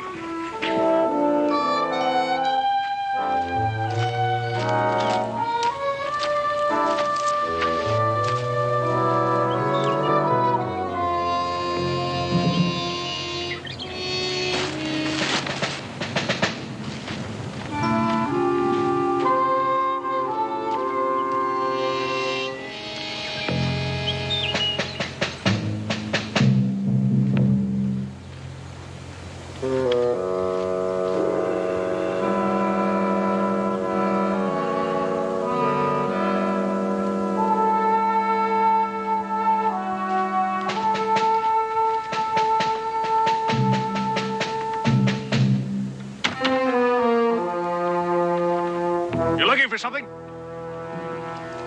The latch string is usually out in these parts.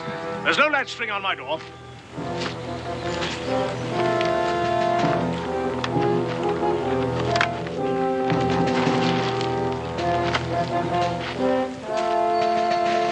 Ah, a road agent in Mario England. I was wounded in my country's wars.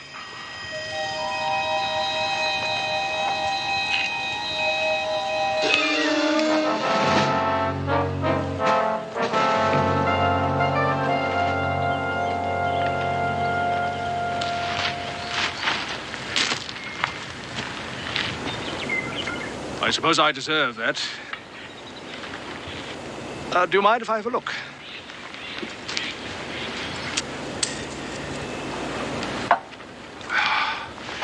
Pearls are seed. The carrots are plenty. I'll give you £60 for it. Oh, that's a fair enough price, but I like for my money not to smear, although I do admire your workmanship. Newgate Prison. But for coin clipping, not road agency. And I should have known you were one of the Brotherhood. Just made a gig in furs. I'm flush in the fob cover. £40 in real money. I know where there's a nice little box of them if you're pick-a-rear enough to work with. You don't realize whom you're addressing, gentle sir. I am Crook-fingered Wat Paddington. Crook-fingered Wat Paddington?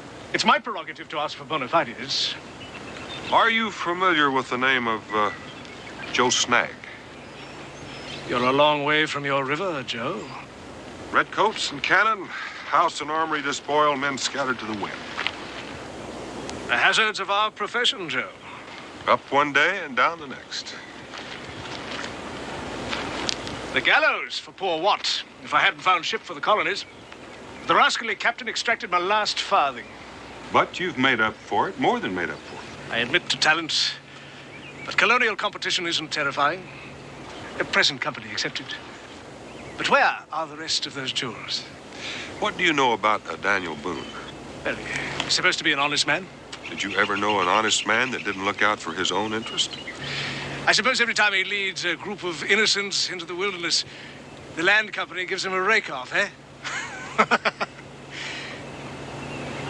why do you need help? The loot is dead without a bill of sale.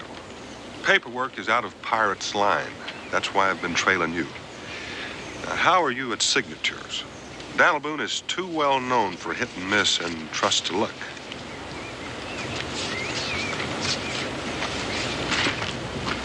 I'll step into my little web.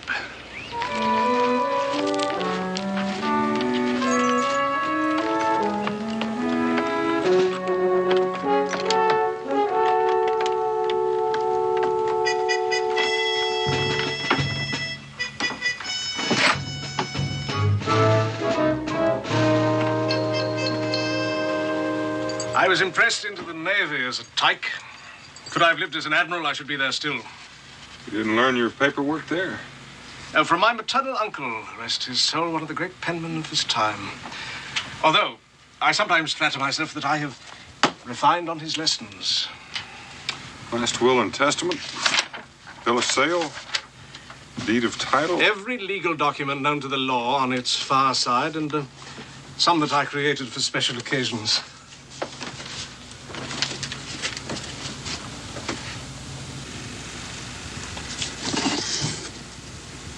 Daniel Boone's conquest of the dark and bloody ground, Kentucky. Yes. And here, my own collection of useful autographs. George Washington, Benjamin Franklin, John Hancock, Alexander Hamilton. Joe, you don't know the labor and devotion that went into this. I wouldn't know how to begin. And for each engagement, the right ink. I fancy that Mr. Boone, crude son of the frontier, would depend on steeped oak galls. I'm a slave to order and technique. Joe, observe and learn.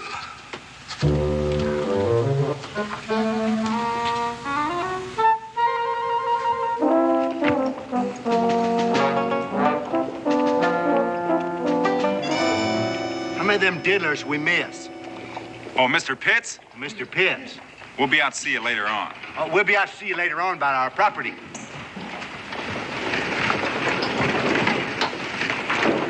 Them two our tenants? That's the King's Marshal. Sure a pretty coat he's got on. I'd rather have it in black broadcloth. Well, we can have one or two of each. We're the landlords.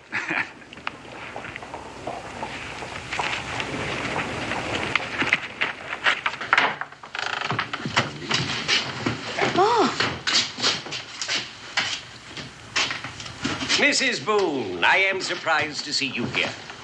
This is our home, Sir Ives. I well remember how really cleverly you conspired with your husband to trick me into giving the king's reward to the notorious Joe Snag for what should have been his own capture.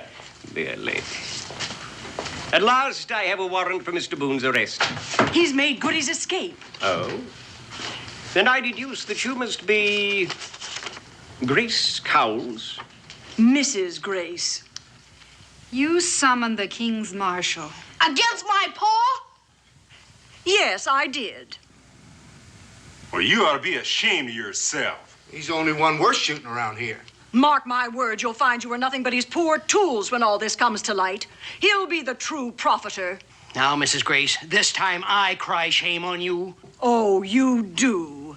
No one is as blind as those who turn their eyes from what is before them. Daniel Boone and Judge Henderson were working together when they induced us to settle here.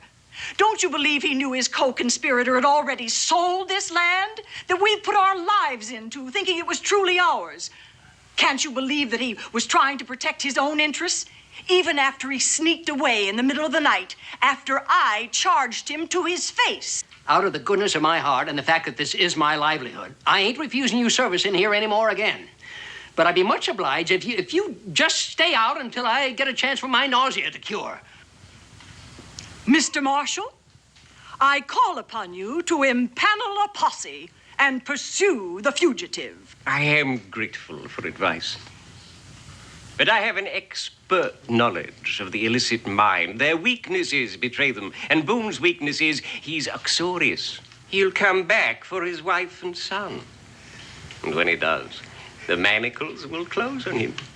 Heaven is just. I am satisfied. It is. Come, ladies.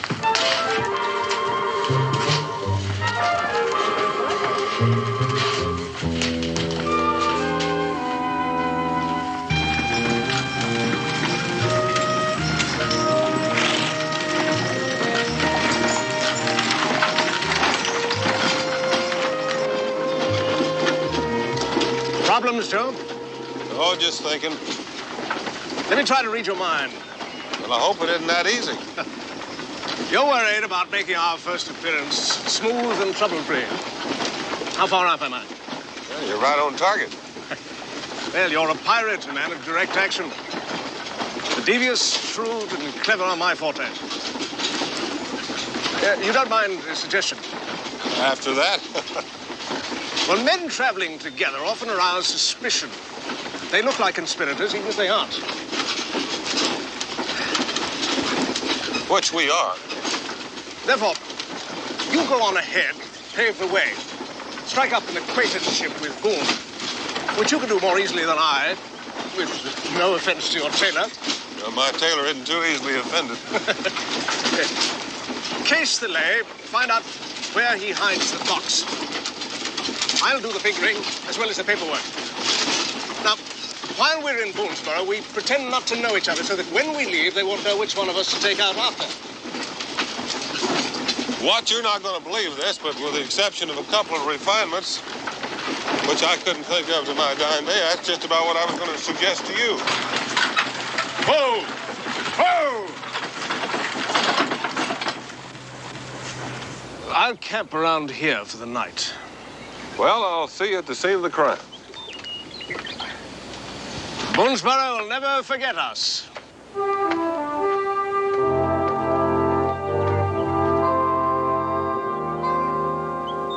That man will be a master when I finish teaching him. You sweating how to get here alone to lay your plans? And he plays right into your hands. It's almost too easy for comfort. Well, there's not too much left to go wrong now. I suppose not. But when he gets here...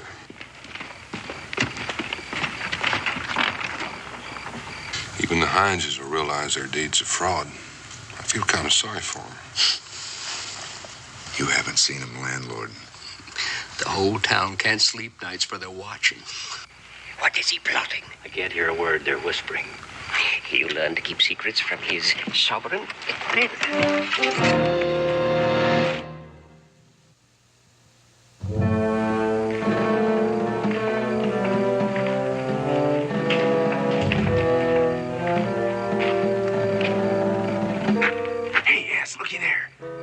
Locking up Mr. Boone.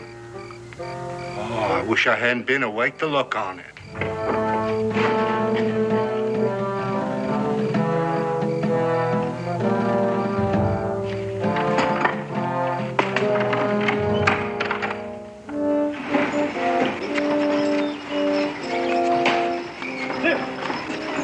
Thinking that's Mr. James.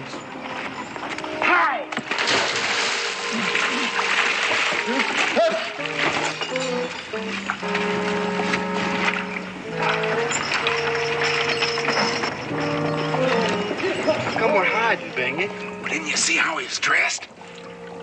In a red coat. Official. You want him to take our land back? Bing it. He's the one who gave us the paper in the first place. Oh, well, suppose he found out something afterwards. What kind of something? That it was a blaze tree after all, and not a lightning blast tree like I said it was. Run!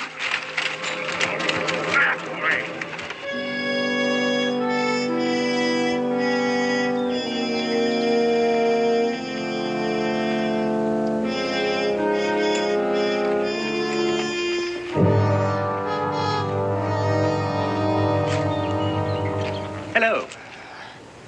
Hello there. I'm Sir Ives Wallace, the King's Marshal. Major... Alec McTavish, of the Tavish. His Majesty's 5th Grenadiers. The Scottish aristocracy are a noble race of warriors. I was wounded at the Battle of Minden, 1759. Frenchman's a barbarian. But by Jove, you defeated him. Well, I was not there alone. Spoken like a British officer and gentleman. Will you honor my table? But, sir, the honor will be mine. This primitive tavern quarters me. In His Majesty's service, we do not expect comfort. True, Major, but my wines are my solace. Equity.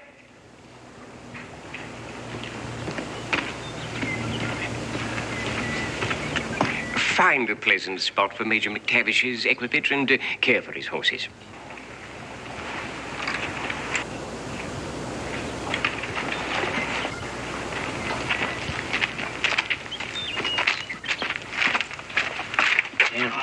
You figured you was losing your partner in crime when he saw you in here.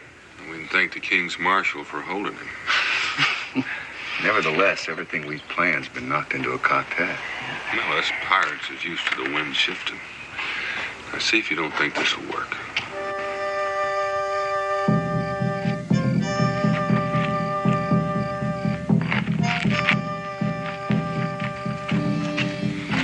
I don't know why we need this stuff anyway. How would we look in history housebreaking an ordinary Dutch?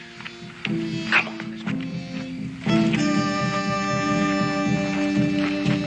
Your door, Chief.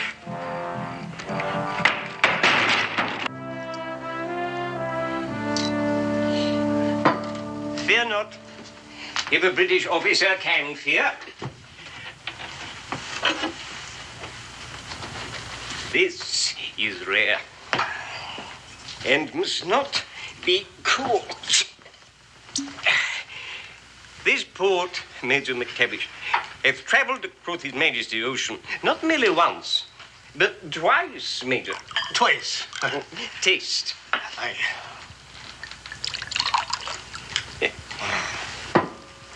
It's grand.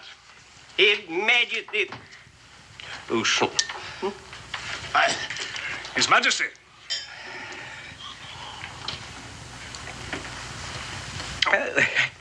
I think that I should benefit from outside air.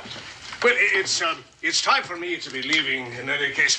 It's been an enjoyable evening, Sir Ives. No, Major. I shall see you to your domicile and recover my sobriety as I shall do.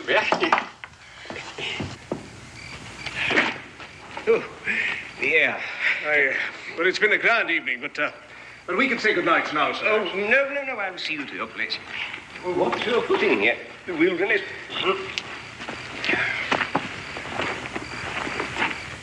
Major, your company has been most... Major, you have been despoiled. Well, Sir Ives, there's no need for you. Sir Ives! Well, if the fat's going to burn, it's already in the fire.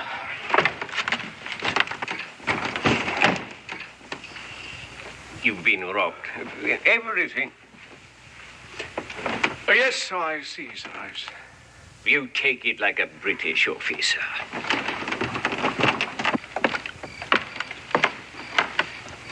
Major, I promise to bring the miscreants to justice and to return your possessions. Well, Sir Ives, I could afford the loss. No man can afford the loss of dignity. What? What happened? Foul robbery. Why, that's downright dishonest.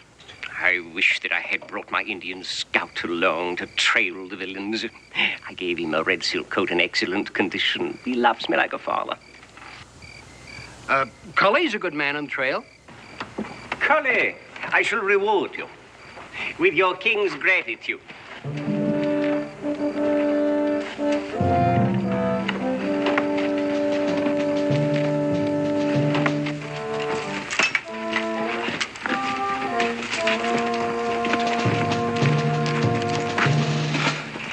These colonials have noses like wild beasts.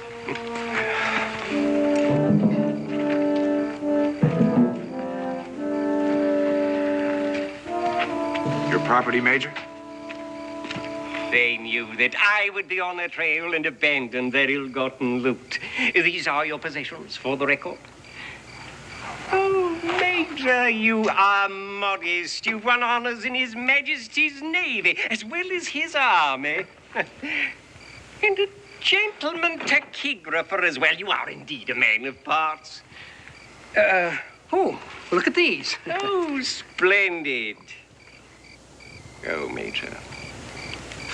You have been the victim of criminals before tonight. These notes are counterfeit. Not all of them, most happily.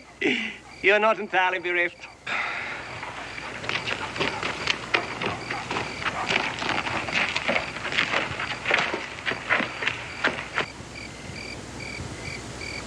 You tell him, Bangy.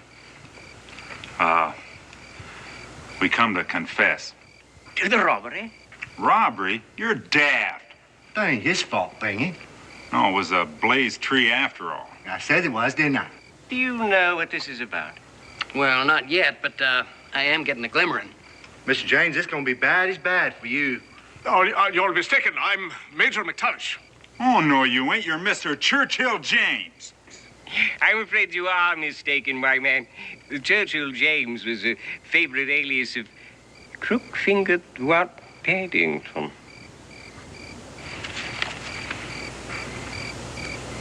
The counterfeiter and forger. I had a warning from London. He gave us a deed to Boonesboro for them furs that we thought was ours. In place of these.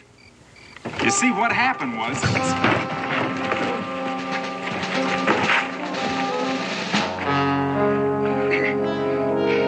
Hope you didn't break anything.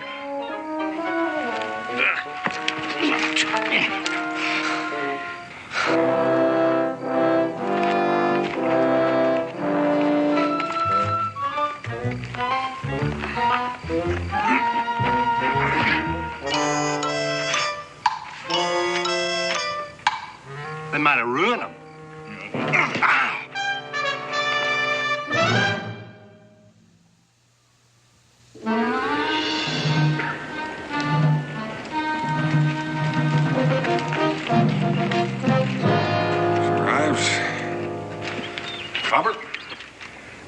that's to be done in by an honest man. Console yourself, Crookfinger. Mr. Boone's constant friendship with the criminal convinces me that you are what I'm convinced you are. And soon or late, I shall prove it about him. But at least he won't hang you. Neither one of us. And yet you colonists pretend to favor law and order. Amen. Mrs. Boone, I believe I shall see you and your little family again. And you'll be as welcome as ever. Au revoir, young man.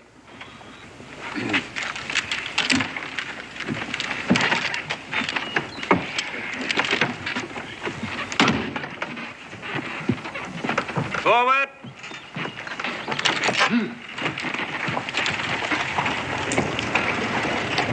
Wow, we got our homestead back and he's gone! We got a celebration!